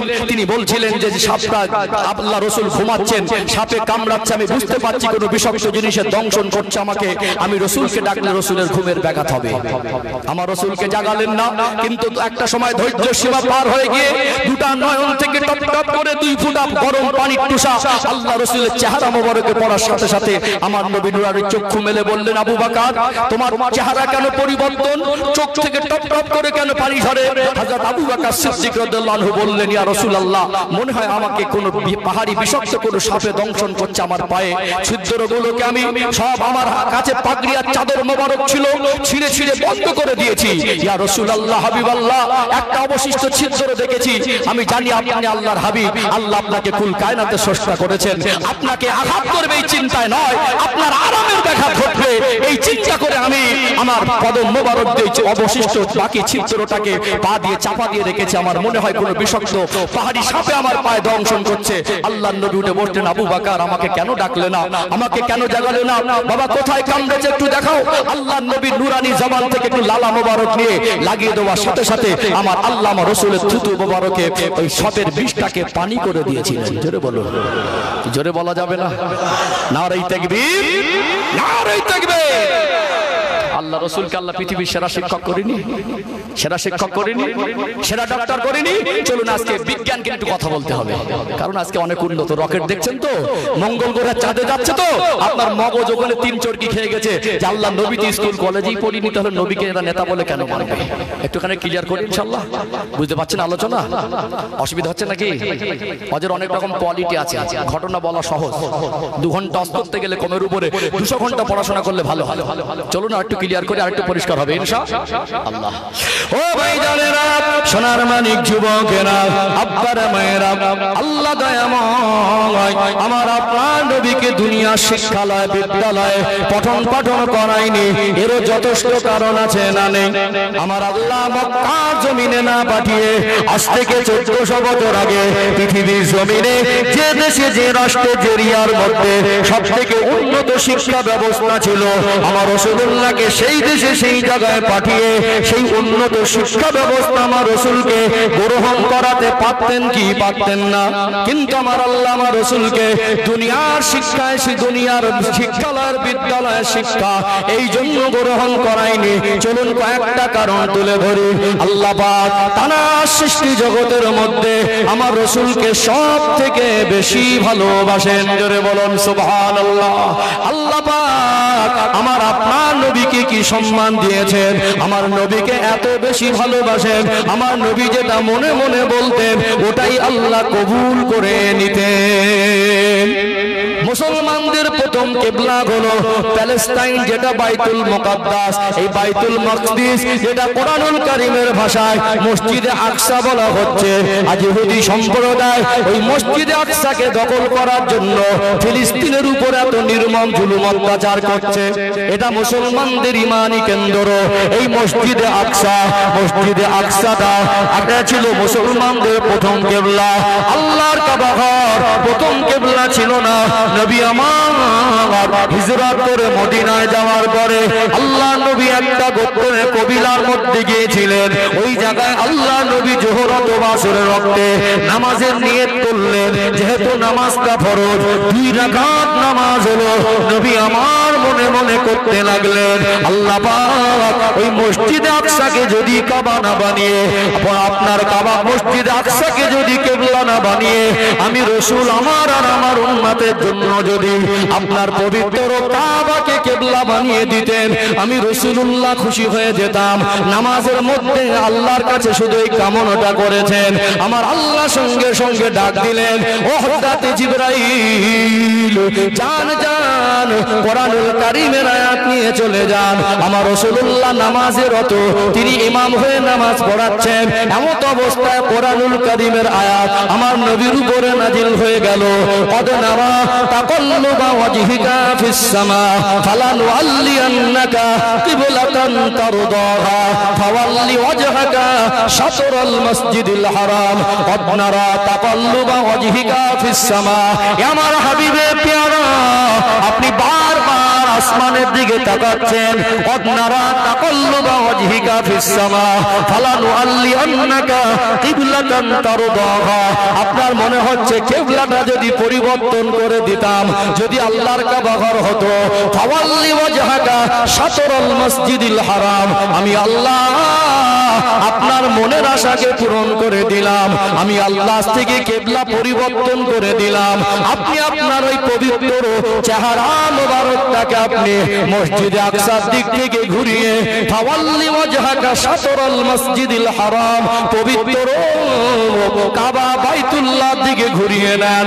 2 রাকাত নামাজ পড়ে আল্লাহ নবী হঠাৎ সরাসরি উল্টো কিবলার দিকে ঘুরে গিয়েছিলেন। আমার নবীকে আল্লাহ যে পরিমাণ ভালোবাসেন, নবী যেটা মনে মনে করতেন, আমার আল্লাহ আমার রাসূলকে ওটাই দান করে দিতেন। জোরে বলেন না, নবীর কি সম্মান। আল্লাহ নবী মেরাজের রাতে ওই বাইতুল মুকাদ্দাসে গেলেন। সমস্ত নবীদের সঙ্গে মোলাকাত হয়ে গেল। এমন সময় আল্লাহর তরফ থেকে হুকুম আসলো, ও হযরত ফেরেশতা জিবরাইল, আপনি আযান দেন। আযান হয়ে গেল। 2 রাকাত শুকরিয়ার নামাজ হবে। সমস্ত নবী রাসূল এক জায়গায়, কে ইমামতি করবেন? এত নবীরা এক জায়গায় হয়েছেন। অনেক নবীদের মধ্যে মনে মনে করছেন সকলের আদি পিতা আদম আলাইহিস সালাম হয়তো ইমাম হবেন। কেউ মনে মনে করছেন মুসা আলাইহিস সালাম, তিনি আল্লাহর সঙ্গে কথা বলেছেন, তিনি হয়তো ইমাম হবেন। আমার কেউ মনে মনে করছেন ইব্রাহিম আলাইহিস সালামকে আল্লাহ খলিল বলেছিলেন, তিনি হয়তো ইমামতির সুযোগটা পাবেন। আমার আল্লাহ দয়াময় জিবরাইল আলাইহিস সালামকে বললেন, আপনি বলে দেন আমার হাবিব যেন ইমামতি করে। আল্লাহ নবীকে ডাক দিলেন, ইয়া রাসূলুল্লাহ, হাবিবাল্লাহ, দেরি করা যাবে না, অপেক্ষা করা যাবে না। আজকে দিনে নবীদের জামাত হবে, শুকরিয়া 2 রাকাত নামাজ হবে। আজকে দিনে কে ইমাম হবে? আমার আল্লাহ দয়াময়। আজকে দিনে আপনাকে আমার আল্লাহ ইমাম নিযুক্ত করেছে। জোরে বলেন না। নবী ইমামতি করে সমস্ত নবীদের নিয়ে নামাজ আদায় করলেন। আমার নবী হলেন নবীদের ইমাম, এই জন্য একটা লকাব হলো ইমামুল আম্বিয়া। আল্লাহ আমার হাবিবকে কি ভালোবাসেন, সেই নবীকে কেন স্কুল কলেজে পড়াইনি? আল্লাহ এর ভিতরে মানুষ জাতি শিক্ষা রেখেছেন না রাখেননি? কি ভালোবাসেন বুঝতে পারছেন তো? নবী হলেন নবীদের ইমাম, সর্বোচ্চ সম্মান। আল্লাহ দিদার দিলেন, আল্লাহ আজ পর্যন্ত কাউকেই দেখা দেননি আমার নবীকে ছাড়া। সেই নবীকে আল্লাহ স্কুল কলেজে না পড়ানোর যথেষ্ট কারণ আছে। খুব গভীরভাবে বুঝুন, ঈমান আমল বৃদ্ধি হবে। আজকে চিকিৎসা বিজ্ঞানের আবিষ্কার দেখে অবাক হচ্ছেন, কিন্তু হাদিস নিয়ে গবেষণা করবেন। আমার রাসূলুল্লাহর কিয়ামতের আলামতের ভবিষ্যৎবাণী নিয়ে গবেষণা যদি করেন, আমার নবী থেকে যে বড় বৈজ্ঞানিক কিয়ামত পর্যন্ত জন্ম নেবে না, এটা আপনার কাছে পরিষ্কার হয়ে যাবে। আল্লাহ পাক আমার রাসূলকে স্কুল কলেজে এই জন্য পড়ায় নাই। আমাদের ছোটবেলার চিত্ররা যখন পড়াশোনা করতাম, মাস্টারের কাছে গেছি, প্রাইভেটে গেছি, কখনো পড়া হয়নি, মাস্টার মশাই ধমক দিয়েছে না দেয় নাই, কখনো পড়া মুখস্থ হয়নি। আমাদের স্যারেরা বলেছে কান ধরে উঠবোস করো, একজনকে বলেছে একটু কানটা ধরে বলে দাও। আল্লাহর প্রিয় হাবিবকে কেউ ধমক দেবে, আল্লাহ রাসূলকে কেউ চোখ দেখাবে, আল্লাহ নবীকে কেউ কৈফিয়ত করে বলবে কেন তোমার পড়া হয়নি। আমার আল্লাহ এটা পছন্দ করেননি। বরং দুনিয়ার কোন মানুষ আমার রাসূলের শিক্ষক নয়, আমার নবীর শিক্ষক হলেন স্বয়ং আমার আল্লাহ। জোরে বলেন না। ও ভাই জানেরা, সোনার মানিক যুবকেরা, আব্বারা মায়েরা, চলুন আর একটা তথ্য তুলে দেয়। শিক্ষা গুরুকে সম্মান করতে হয় কি হয় না? ছোটবেলায় 1 ক্লাসে কিশলায় পাঠটা, আতা গাছে তোতা পাখির পদ্যটা যে মাস্টার মশাইয়ের কাছে পড়েছিল, ওটা প্রাইমারি স্কুলের একটা টিচার, নরমাল হেড টিচারও নয়। আজকে সেই ছাত্রটা আজকে সুপ্রিম কোর্টে যদি বিচারপতি হয়, এই চাকরির থেকে ওই চাকরির মান যত বেশি হোক, শিক্ষা গুরুকে সম্মান করতে হয় কি হয় না? অন্তত সৌজন্যমূলক আচরণ। স্যার আপনি ভালো আছেন, দুনিয়ায় কোন শিক্ষককে অপমান করা সুশিক্ষা হতে পারে না। আল্লাহর হাবিব যদি কারোর কাছে পড়তেন, তাহলে শিক্ষা গুরুকে বলে শিক্ষা গুরুকে শিক্ষক বলে মানতে হতো। আল্লাহ পাক চান না তার হাবিবের দুনিয়ায় কোন শিক্ষক থাক, বরং আল্লাহ নিজে শিক্ষক হয়ে আমার নবীকে আমার আল্লাহ পৃথিবীর সমস্ত মানুষের ছাত্র বানিয়ে আমার রাসূলকে আল্লাহ মনুষ্য জাতির শিক্ষক বানিয়ে দিয়েছে। ও ভাই জানেরা, সোনার মানিক যুবকেরা, আব্বারা মায়েরা, আরেকটু পরিষ্কার করে দেয়। দেখবেন মাঝে মাঝে যখন ছাত্ররা সমাজে প্রতিষ্ঠিত হয়, বড় পদে চাকরি পায়, শিক্ষকরা গর্ব করে বলে আমার ছাত্র, বলে না ওটা আমার ছাত্র। আল্লাহ রাসূলকে কেউ নিয়ে গর্ব করে বলবো ছাত্র, এই সুযোগ আল্লাহ কাউকে দেয়নি। কেউ না কেউ প্রশ্ন তুলতো, তো একজনের ছাত্রই ছিল।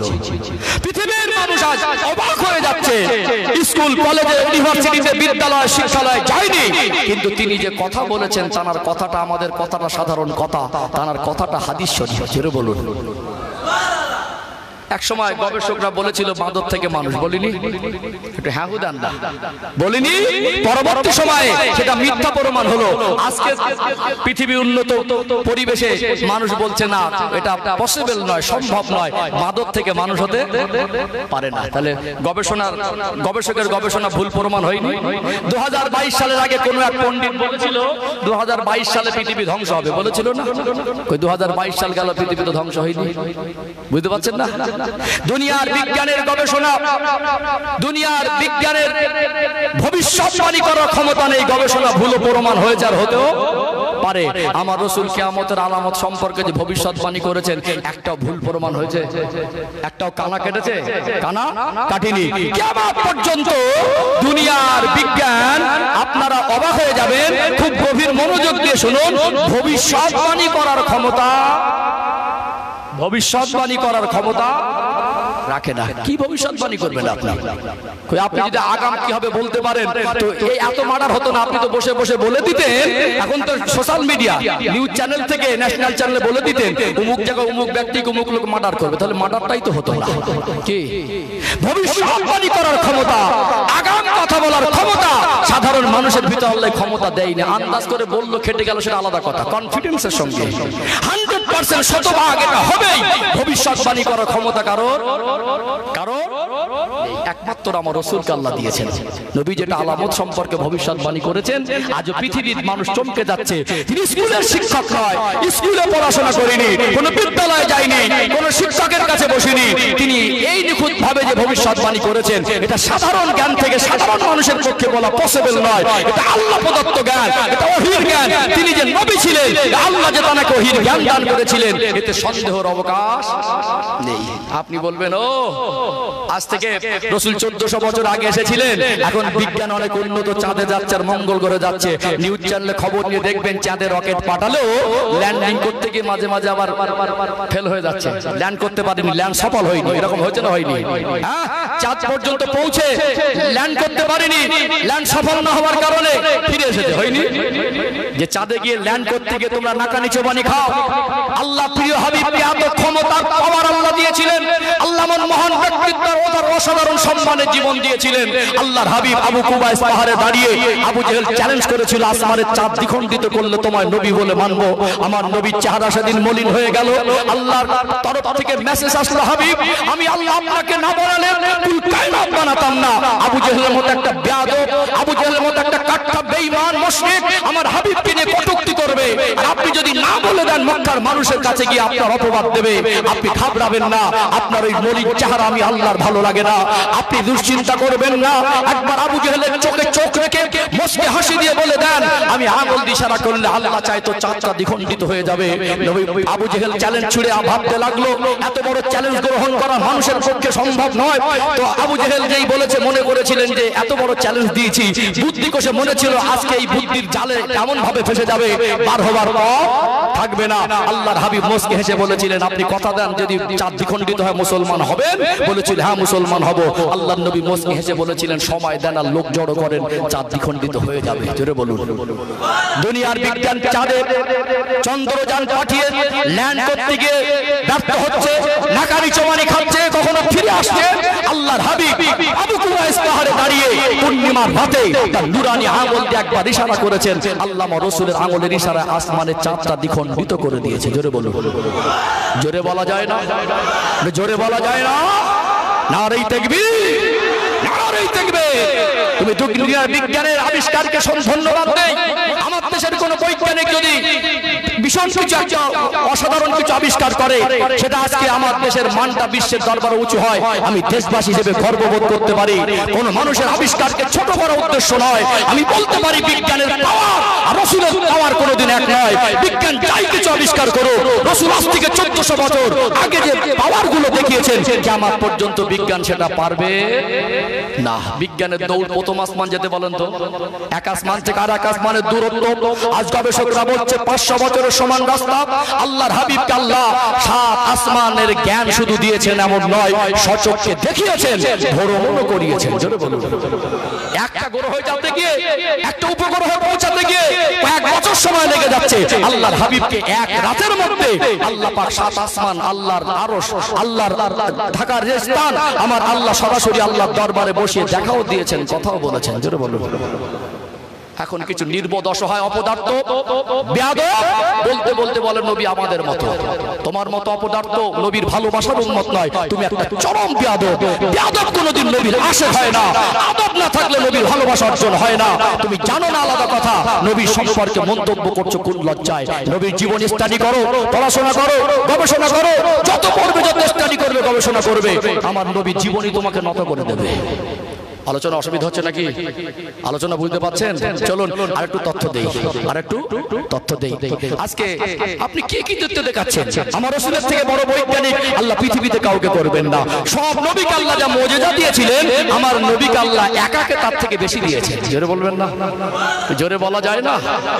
ও ভাইজানেরা, সোনার মানিক যুবকেরা, আব্বারা মায়েরা, আল্লাহ দয়াময় কোন নবীকে দুটো মুজিজা দিলেন, কোন নবীকে চারটে পাঁচটা মুজিজা দিলেন, কোন নবীকে ছয়টা মুজিজা দিলেন। আমার আল্লাহ আমার আপনার নবীকে কম বেশি 3.5 থেকে 4,000-এর মতো মুজিজা দান করেছেন। আজকে দিনে সাধারণ মানুষ আর নবীদের মধ্যে একটু পার্থক্যটা ক্লিয়ার করে দেয়। বলুন তো, একটা মানুষ মারা গেলে বিজ্ঞানের কি বাবা 14 পুরুষের ক্ষমতা আছে জীবিত করবে? পারবে? পারবে? আর যদি মরার পরে কবরস্থ করার পরে 200 বছর হয়ে যায়, কবর থেকে জ্যান্ত তুলতে পারবে? পারবে? কি মনে হয়? 4 পাতার বাংলা পড়ে লাফান। ইসলামের থেকে বড় জ্ঞানের সাগর কোরআনের ভিতরে আর রাসূলের হাদিসের ভিতর থেকে আর কোথাও পাবেন না। কি মনে হয়? পড়বেন না, শিখবেন না, বুঝবেন না। যেখানে গেলে, যেখানে বসলে ঈমান আমল মজবুত হবে, সেখানে যাবার চিন্তা চেতনা কমে যাচ্ছে তো কি হবে? যার কারণে আমাদের আস্তে আস্তে ঈমানগুলো দুর্বল হয়ে যাচ্ছে। চলুন এখানে একটু বুঝিয়ে দেই।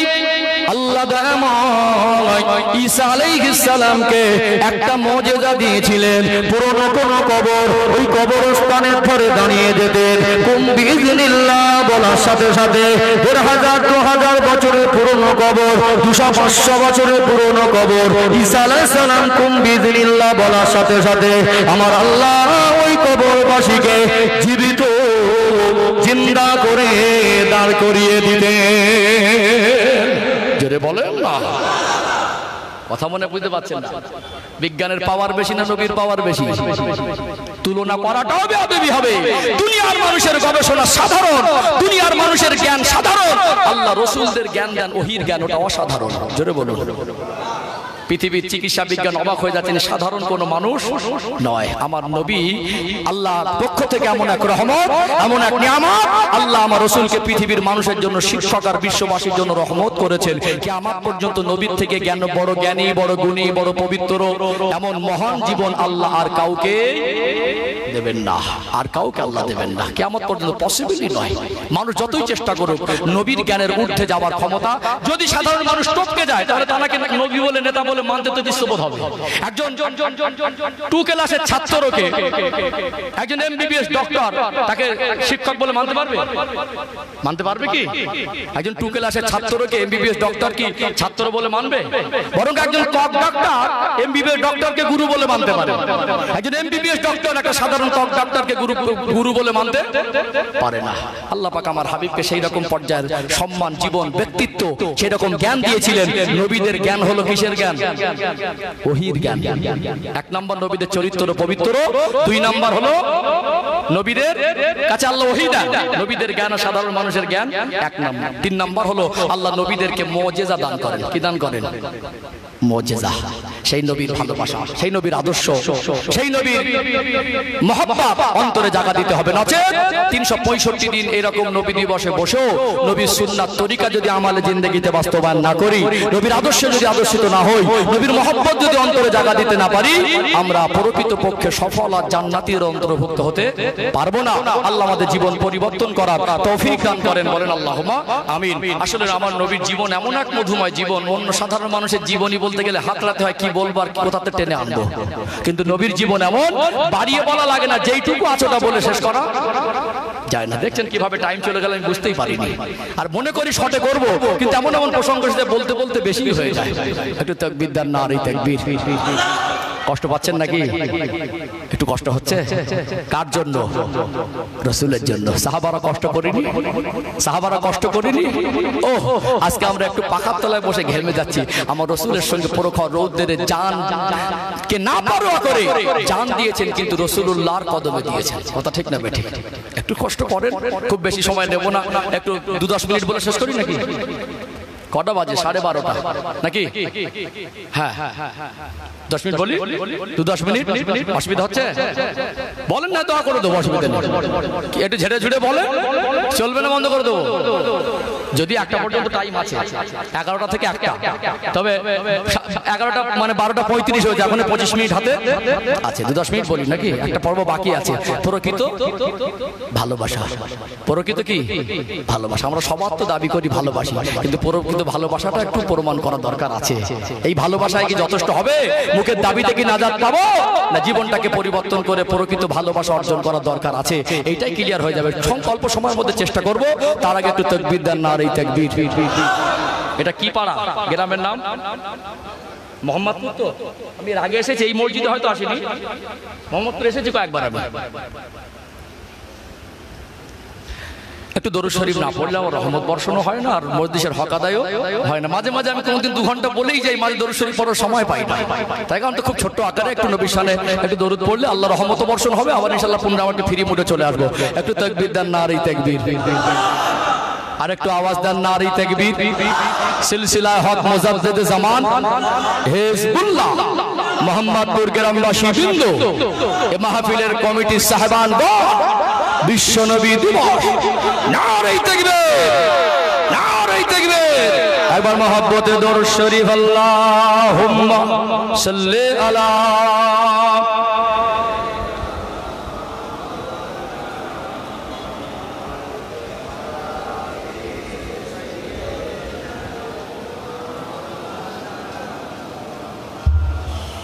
हब्बे अहमद अजल ही सीने में है, मैं यहाँ हूँ मेरा दिल मदीने में है। फूल तो फूल काटूं क्या हुस्न है, लुत्फ जन्नत से बढ़कर मदीने में है। अल्लाहुम्मा सल्ली अला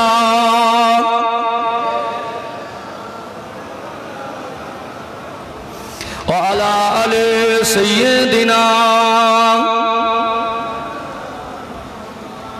इन हवाओं से कह दो ना आए इधर, मुझको खुशबू की कोई जरूरत नहीं, जिनके खुशबू से महका सारा जहां, खुशबू नबी के पसीने में गए।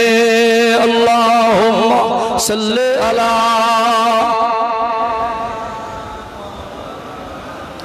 वाला अले सय्यदिना।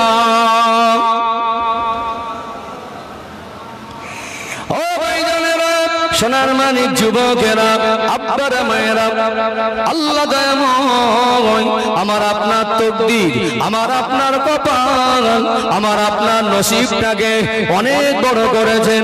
আল্লাহ যদি মনে করতেন অন্য কোন নবীর উম্মত করে পাঠাতে পারতেন, আল্লাহ যদি মনে করতেন কোন মুশরিক বেঈমানের ঘরে পাঠাতে পারতেন, আল্লাহর অফুরন্ত দয়া, আল্লাহ আমাদের কত বেশি ভালোবাসেন।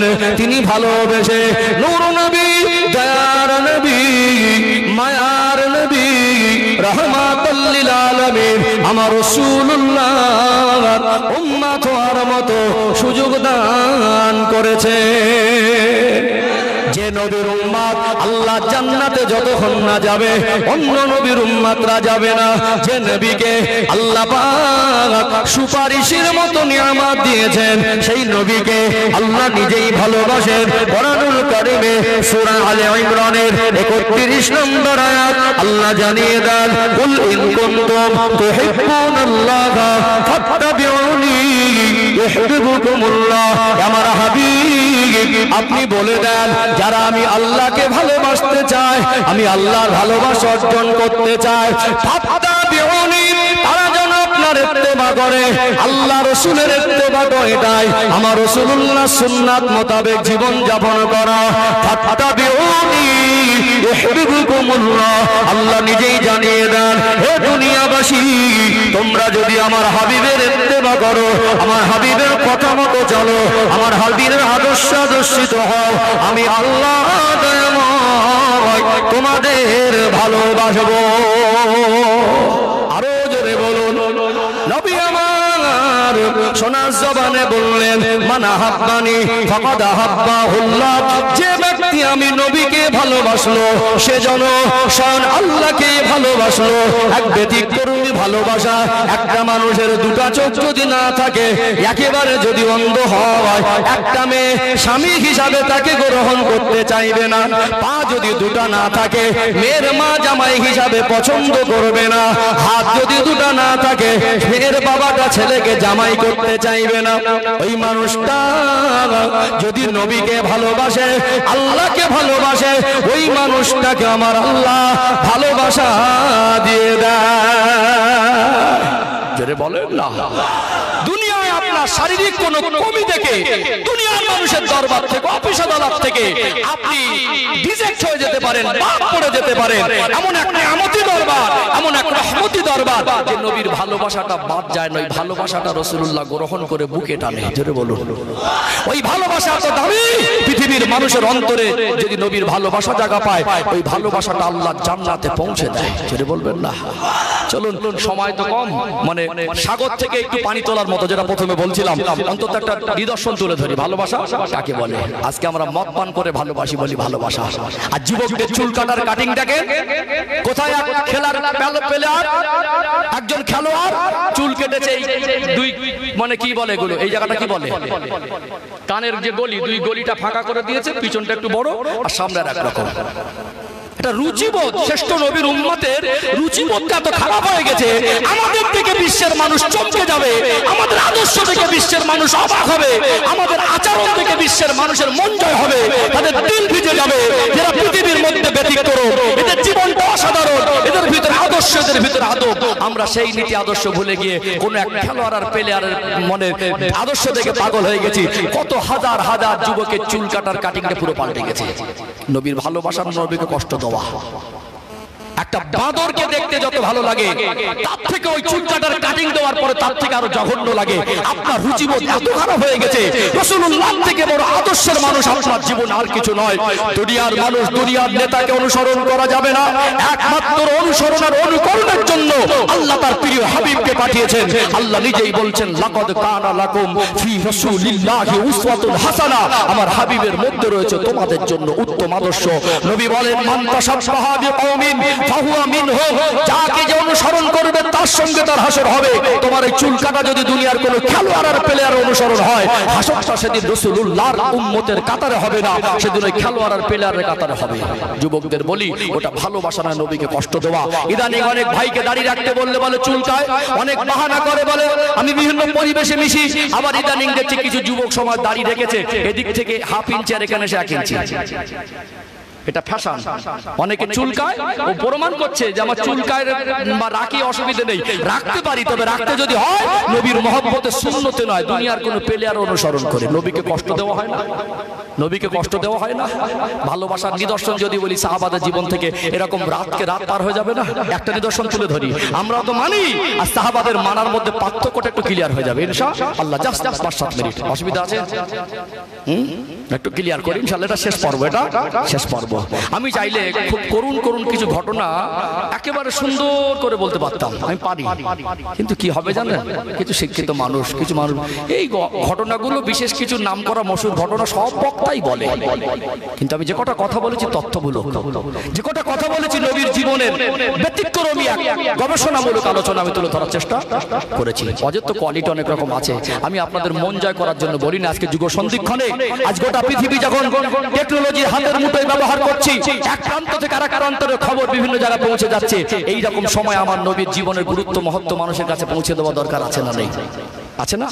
নবীর শুধু ভালোবাসার কথা ঘটনা বললে তো সেই প্রকৃত শিক্ষা আর সেই ঈমান আর আমল মজবুত হবে না। এই জন্য ঈমান আমল যাতে কমজোর না হয়ে যায় আর দুর্বল থেকে যাতে সত্যিকারে প্রকৃত ঈমান আমলে সবল হয়ে ওঠে, সেই জন্য আমি একটু তথ্যমূলক আলোচনা করার চেষ্টা করেছি। লাস্ট পয়েন্ট, ও ভাই জানেরা, সোনার মানিক যুবকেরা, আব্বারা মায়েরা, ভালোবাসা দাবিটা আলাদা, আর প্রকৃত পক্ষে ভালোবাসাটার মধ্যে পার্থক্য আছে না নেই? আল্লাহ নবীকে সাহাবায়ে কেরামের কি পরিমাণে ভালোবাসতেন, একটা নিদর্শন তুলে বললে অবাক হয়ে যাবে। নবী আমার আকবার সোনা জবানে বললেন, আল্লাহ নবী জানিয়ে দিলেন, নবী স্পষ্ট করে পৃথিবীর মানুষকে বলে দিলেন, আমি রাসূলুল্লাহ তোমাদের জানিয়ে দিলাম, আসহাবিকান নুজুম বিআইয়িহিম ইক্তাদাইতুম ইক্তাদাইতুম, আমার এক একটা সাহাবা নক্ষত্রের সমতুল্য, কোন একজনকে যদি দেখো হেদায়েত পেয়ে যাবে। জীবনটা কেন নবী নক্ষত্র বলেছেন একটুখানি মিলিয়ে দেখেন। আল্লাহ নবী বসে আছেন, এমন সময় আমার রাসূলুল্লাহর কাছে কয়েকজন আসলেন, আমার নবীর কাছে একটা সমস্যা নিয়ে হাজির হলেন। ইয়া রাসূলুল্লাহ, ইয়া হাবিবাল্লাহ, হুজুর আপনার কাছে একটা সমস্যা নিয়ে এসেছি। একজন ব্যক্তির নাম হলো আবু লুবাবা, আর একজন এতিম বাচ্চার সীমানা, আর আবু লুবাবার সীমানা জমি জায়গা সীমানা নিয়ে একটু সমস্যা হচ্ছে। আপনি আবু লুবাবাকে বলে দেন, একটা সীমানায় খেজুর গাছ পড়েছে, ওই খেজুর গাছটা যদি দিয়ে দেয় তাহলে কি হবে? খেজুর গাছটা দিয়ে দেওয়ার কারণে সীমানাটা সোজা হয়ে যাবে, হয় না? এটা সোজা পজিশন ভাগ করলে কি হয়? ভালো হয়। একটা গাছ আছে বলে আমি দেবো না, এখান থেকে ব্যাক করে কোনা মেরে ঘুরিয়ে আবার কোনা মেরে আবার যাও, গাছটা আমার ভাগে থাকবে। মাঝে মাঝে জেদ ধরে না, মাঝে মাঝে জেদ ধরে না। কিছু মানুষের মানে মনটা বেকার, জিলাপির মতো আড়াই পেস, বুঝতে পারছেন না? জায়গা ভাগ করেছে, ভাই ভাই ভবিষ্যতে ছেলে বলে নাতি পোতারা ওর পাঁচিল দিয়েছে, ওর পাঁচিলের মোটরসাইকেল ঢোকে না, আছে না নেই? একটা গাছ পড়েছে, আমিনকে বলছে আমি লেগেছিলাম দেবো না, ওটা ঘুরা। ও যখন বলছে ও যখন লাগিয়েছিল ঘোরাচ্ছে, তো আমি ঘুরে দেই। 4 কোনা জায়গাকে 7 কোনা 8 কোনা করা আছে না নেই? আছে না নেই? নবীকে বলছে হুজুর এই খেজুর গাছটা যদি ছেড়ে দেয় তাহলে সোজা হয়ে যায়। আল্লাহ নবীর কাছে যখন বলে দিচ্ছেন, রাসূলের কাছে এসেছেন। আমার রাসূলুল্লাহ ডাকলেন, ও বাবা আবু লুবাবা, ওই খেজুর গাছটা তুমি ছেড়ে দাও, যেহেতু সীমানা নিয়ে সমস্যা হচ্ছে। ওই খেজুর গাছটা তুমি যাকে দেবে ও তো একটা এতিম বাচ্চা। আল্লাহ নবীর পূর্ণিমার চাঁদের মতো চমকানো চেহারার দিকে তাকিয়ে বলতে লাগলেন, ইয়া রাসূলুল্লাহ, হাবিবাল্লাহ, ওটা আমার বড় শখের গাছ, ওই গাছটা আমি দেব না। শখের জিনিস থাকে না, শখের জিনিস। আল্লাহ নবী পুনরায় বলেন, ও বাবা আবু লুবাবা, ওই গাছটা তোমার শখের গাছ বুঝতে পেরেছি, তবে তুমি যদি এমনি দিতে না চাও তাহলে পয়সা দাবি করো, বাজার মূল্য অনুযায়ী যত টাকা দাম হয় ওই গাছটাকে কিনে নিয়ে বাচ্চার দিকে দিয়ে দিলে সীমানার সমস্যাটা সারা জীবনের জন্য মিটে যাবে। বিনিময় তুমি পর্যাপ্ত পরিমাণে অর্থ দিয়ে বিক্রি করে দাও, গাছটা আমরা কিনে নিতে চাই। তথাপি আমি রাসূল তোমায় বলছি ওই গাছটা তুমি দিয়ে দাও। আল্লাহ নবীর চাঁদ মুখের পানে তাকিয়ে বললেন, হুজুর ওই গাছটা হলো আমার শখের গাছ, ওই গাছটা আমি দেব না। আল্লাহ নবীর চেহারা মোবারক মলিন হয়ে যাচ্ছে। আমি রাসূল বলছি, আল্লাহ নবী বললেন, ও বাবা আবু লুবাবা, ওই গাছটা তুমি যদি দিয়ে দাও, আমি রাসূলুল্লাহ কথা দিলাম, আল্লাহর জান্নাতে বিনিময় আমি নবী নিজে জিম্মাদারি হয়ে তোমার জন্য একটা খেজুর গাছ আল্লাহর জান্নাতে তোমায় দিয়ে দেব। এত বড় অফার, তারপরে বলছে হুজুর আমি দেবো না। কি বলছে? ওটা আমার শখের গাছ। দুই একজন মানুষ আছে একটু মনটা শক্ত না। ওই মজলিসে ছিলেন সাহাবাদের মধ্যে একজন সাহাবীর নাম হলো হযরত আবু দাহদা রাদিয়াল্লাহু আনহু। দেখে তিনি সহ্য করতে পারলেন নবীকে ভালোবাসা কাকে বলে। আমার নবী যখন বলেছেন জান্নাতে একটা গাছ দেবো, ওটা দিয়ে দাও, তারপরে বলছে শখের গাছ। আল্লাহর নবীর চেহারাটা একটু মলিন হয়ে গেল। আল্লাহ নবীর সাহাবী হযরত আবু দাহদা রাদিয়াল্লাহু আনহু দাঁড়িয়ে উঠলেন, আসসালামু আলাইকা ইয়া রাসূল, আসসালামু আলাইকা ইয়া হাবিবাল্লাহ। হুজুর আমার বেয়াদবি মাফ করুন, আমি আবু দাহদা আমার জানের থেকে আপনাকে বেশি ভালোবাসি। আপনি জান্নাতে একটা গাছ দেবেন বলার পরেও ওই গাছটা দিল না। আপনার ওই মলিন চেহারা আমি আবু দাহদা সহ্য করতে পারি না। হুজুর যে কোনো মূল্যে আবু লুবাবার কাছ থেকে যদি ওই গাছটা নিয়ে আপনাকে দিতে পারি, আপনি কি আমার জন্য আল্লাহ জান্নাতে একটা খেজুর গাছে জিম্মাদার হবেন? আল্লাহ নবী বললেন, ও হযরত আবু দাহদা, সত্যিকারে যদি তুমি এই গাছটা নিয়ে আমি রাসূলকে দিতে পারো, আমি কথা দিলাম যেটা আবু লুবাবাকে বলছিলাম, আল্লাহ জান্নাতে একটা খেজুর গাছের জিম্মাদার হয়ে যাব। আল্লাহ নবীর কথা শুনবার পরে আবু দাহদা হুজুর বলতে লাগলেন, এ আবু লুবাবা, মদিনার মানুষ মানুষকে জিজ্ঞাসা করো আবু দাহাদার খেজুর বাগান সম্পর্কে কে জানে না? আবু দাহাদার একটা খেজুর গাছের বাগান ছিল, এত বড় বাগান যে বাগানে বিভিন্ন উন্নত প্রজাতির 600 খেজুর গাছ ছিল, 600। তখন মদিনায় পানির কষ্ট, একটা পানির কূপ ছিল, তখন ওই কূপের কূপও ছিল, একটা বাড়িও ছিল। আল্লাহ নবীর সাহাবী হযরত আবু দাহাদা বলতে লাগলেন, হে আবু লুবাবা, আমার খেজুর বাগানটা যদি তোমায় দিয়ে দেই, এই এত বড় বাগানের বিনিময়ে কি তুমি তোমার ওই গাছটা আমায় দেবে? কোথায় একটা আর কোথায় 600টা? বাগানও দেবো, কূপও দেবো, বাড়িও দেবো। আমি আপনি যদি এরকম কোনো তর্ক বিতর্কের মজলিসে যাই, মনে করি ইয়ার কি মারছে, কি বলবে? এরকম কোনোদিন হয়? একটা জায়গায় দুটো তিনটে হয়। 600 গাছ দেবে, বাগান দেবে, বাড়ি দেবে, পুকুর দেবে, সব দেবে, মানে কূপ দেবে। তো বলে তুমি কি বলছো? বলে কথা দিচ্ছি। বললো ঠিক আছে, তুমি কিরকম কথা দিচ্ছ তো দিয়ে দাও, আমি তোমার গাছ দিয়ে দিলাম।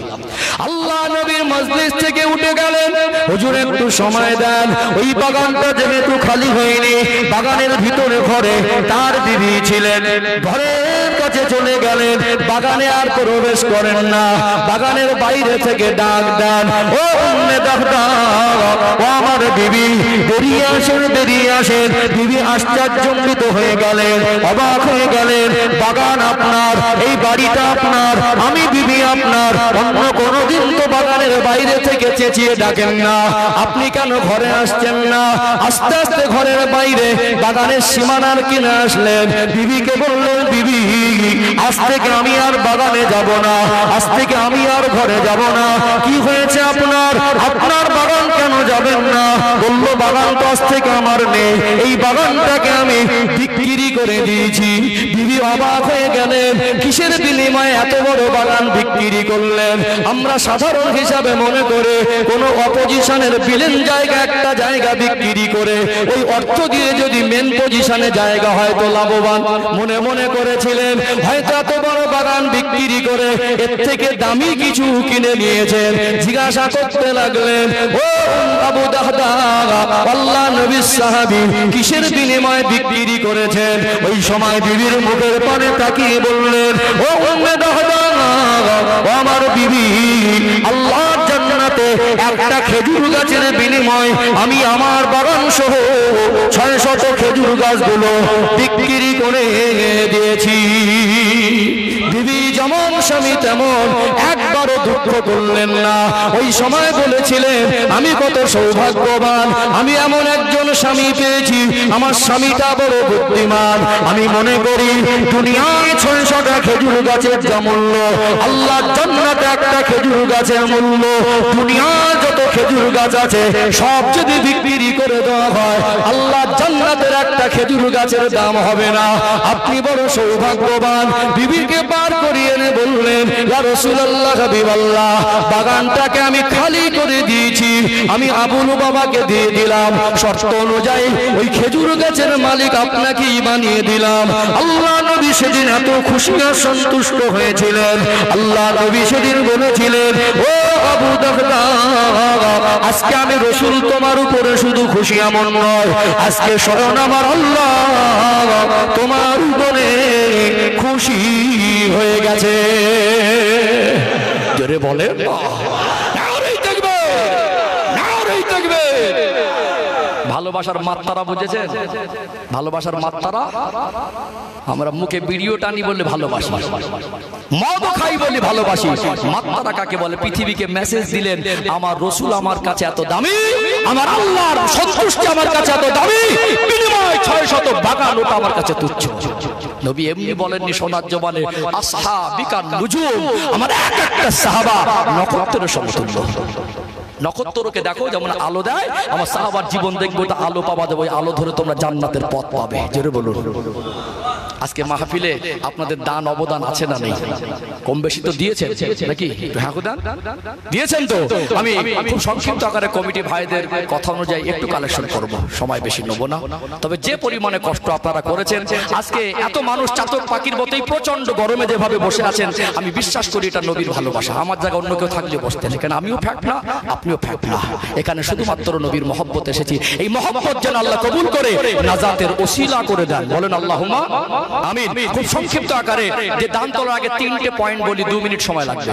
1 নাম্বার পয়েন্ট, দান করা কঠিন নয়, দান করলে কমে না, বিশ্বাস তৈরি করা কঠিন। আরেকবার বলবো, ভালো করে খেয়াল করেন, দান করা কঠিন নয়, দান করলে কমে না, বিশ্বাস তৈরি করা।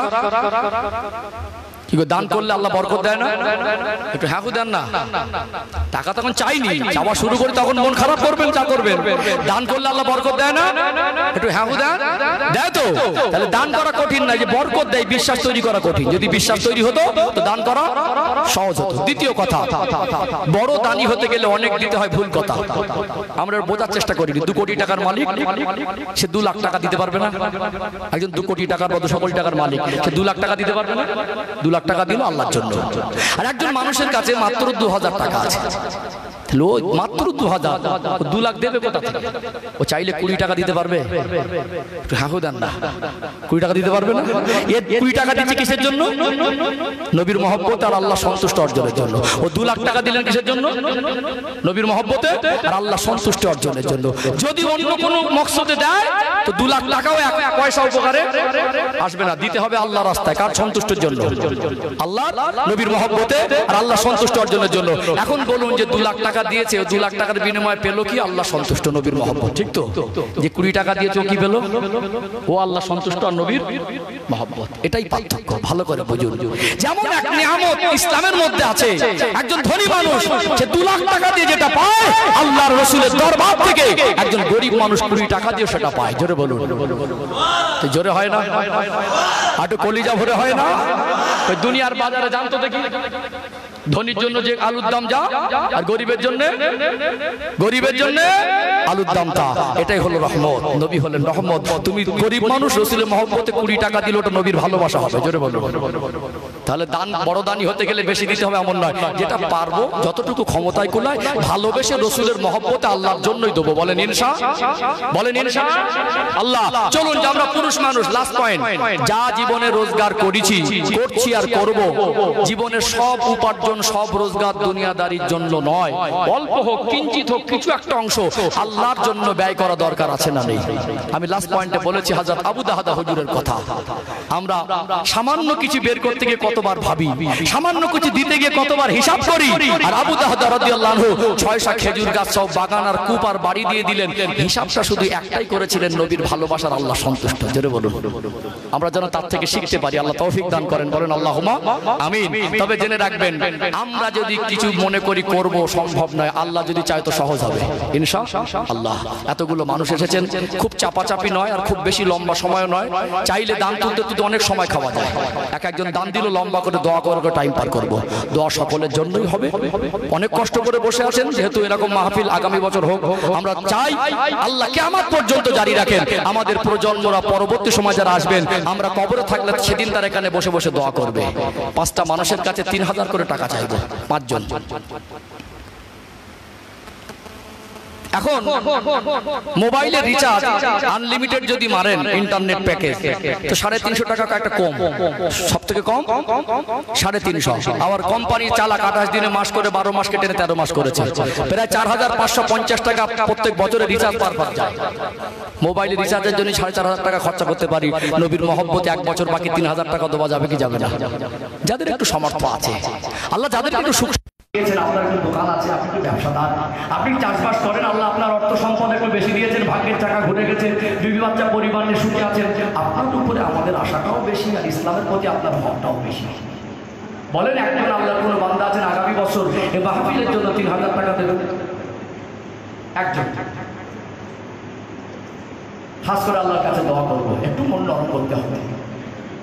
কাপড়ের কাপড় হয় না। শ্বশুর বাড়ি যেতে গেলে 1000 টাকা হাত খরচা কম হয় না। একটা বাচ্চাকে ডক্টরখানায় নিয়ে যেতে গেলে 2000 টাকা নিয়ে গেলে সন্দেহ হয়, কুলাবে কি কুলাবে না। 500 টাকা ফি, গাড়ি ভাড়া, দুপুরে হোটেলে খাওয়া, আবার আপনার শহরের মানুষ কাছাকাছি হয়, একটা ঔষধ থেকে 500 টাকা। নবী বলেছেন, দান করলে আল্লাহ বিপদ মুসিবত থেকে হেফাজত করবেন, রোগ বিমার থেকে হেফাজত করবেন। যখন আমরা মনে করি পয়সা বের করবো না, মাঝে মাঝে এমন পরিস্থিতি আসে, অসুস্থ হয় বিবি, বাচ্চা, পরিবার, ভাই বোন, আমরা তখন 95 টাকা বের করতে রাস্তা খুঁজে পাই না। আল্লাহর মহব্বতে বলেন, নবীর মহব্বতে বলেন, এই বিশ্বাসটুকু রাখেন যে আল্লাহ আপনার বিপদ আপদ থেকে আল্লাহ হেফাজত রাখবেন, আল্লাহ মাল সম্পদ আল্লাহ উন্নতি আর বরকত দেবে, ইনশাআল্লাহ আখিরাতেও আমরা বিনিময় কিছু পাবো। একটা মানুষ হাত তুলে বলেন 3000 টাকা। শহর এলাকার মানুষ মন ছোট করলে হবে না। আপনাদের বাড়িগুলো সাজানো সেই রকম উন্নত পরিবেশ, যদিও আল্লাহ আমাদেরও অভাব দেয়নি, ছোট থেকে আমরাও কষ্ট পাই, আমি নিজেও টাকা দিই, আল্লাহ আমাকে ভালো রেখেছেন। তবে এমন এমন জায়গায় যাই, এমন এমন পরিবেশে বেশি, আপনারা যে আমাকে ফলো রাখেন জানেন, ওটা পশ্চিমবাংলার কোনায় কোনায় ছাড়াও কখনো বাংলাদেশ, কখনো রাজস্থান, কখনো এলাহাবাদ, কখনো বোম্বাই, কখনো ত্রিপুরা, কখনো আসাম, কখনো মেঘালয়, বিভিন্ন জায়গায় সফর করেছে। এমনও মানুষ আছেন এখনো মাটির ঘরেই ঘুমায়, এখনো ঘরে একটা টয়লেট নেই, এখনো খাট তো দূরের কথা, চার পাঁচ তক্ত বসে নেই, মাটির বিচার করে ঘুমায়। আল্লাহ আমাদের কত সুখ শান্তি দিয়েছে। একটু মন করেন, একজন বলেন 3000 টাকা কেন আর ভাইকে একটু মোসাফা করো, কষ্ট দেবে আসে না, একটু আপনার সঙ্গে মোসাফা করবো, কেন করছি সেটাও বলবো, একটু মোসাফা করবো, কেন করছি সেটাও বলবো। আর যাবে একটু পানিটা ভাইজান একটু আমার কাছে কি নাম ভাই? জান মোহাম্মদ মোল্লা। আমি ভাইকে দেখে একটু কষ্ট দিলাম, যেহেতু আমি এখান থেকে উঠে গেলে কষ্ট হবে, মানে পরিবেশ নষ্ট হবে না, উঠে যেতাম। আপনারা মনে করছেন হয়তো হুজুর খুব ভালো মানুষ, হুজুরের হাতে হাত দিয়েছেন, বিষয় ব্যাপার না। আমি ওনার হাতে হাত দিয়ে ধন্য মনে করছি এই জন্য এত মানুষের মধ্যে আজকে তাদের সূচনাটা আলো ওনাকে দিয়ে করা যায়। কথা মনে বুঝতে পারছেন না? টাকা তো অনেক লোকের আছে, টাকা দিনে রাস্তায় খরচা করার মতো মানসিকতা কজন আছে? আমার এই ভাই জান মোহাম্মদ মোল্লা, উনি যে 3000 টাকা দেবেন, ওনার কি আজকে খাওয়া হবে না? সাবধান, দান করবো তো, ওই যে সময় যেমন যাবে সে মন খারাপ হয়ে যায়, মন খারাপ পয়সা খাওয়া হবে না। একটু বলি আপনাকে, এই যে আমার ভাই জান মোহাম্মদ, তিনি 3000 টাকা দিলেন, এনার কি খাওয়া হবে না? আল্লাহকে না খাইয়ে রাখবেন? এই যে মন, উনি যে ত্যাগ করেছেন, এই ত্যাগটাই তো বড় জিনিস। আল্লাহকে খুশি করতে গেলে, নবীর মহব্বত করতে গেলে কিছু ত্যাগও করতে হয়। আমার ভাই যে 3000 টাকা দিলেন, খুশি না বেদা? তারা কারা খুশি হাত তোলেন, সাবধান, টাকা না দেন একটু তকবীর দেন, দোয়া দেন, আল্লাহ চাইতো যার দোয়াশে দিয়ে দেবে, মন খারাপের পেঁয়াজি হাত তোলেন তো, আমরা খুশি না? যাদের সূচনা হবে খুশি না, হাত তোলেন সবাই, তকবীর দেন, না রেখে দিবি, আরে একটু জোরে জোরে আওয়াজ দেন, না রেখে দিবি, না রেখে দিবি। আমাদের সম্মানিত জান মোহাম্মদ ভাই বলুন জিন্দাবাদ, আর আওলাদ বলুন জিন্দাবাদ। আল্লাহ 3000 টাকা দিয়েছেন, জোরে বলেন মারহাবা। আমাদের জান মোহাম্মদ ভাই 3000 টাকা দিলেন, জোরে বলেন মারহাবা। আল্লাহ কবুল করেন, বলেন আল্লাহুম্মা আমিন। আল্লাহ যেন কবুল করেন। আল্লাহ জান মোহাম্মদ ভাই হায়াতে বরকত দেন, কত কষ্ট করে, কত মেহনত করে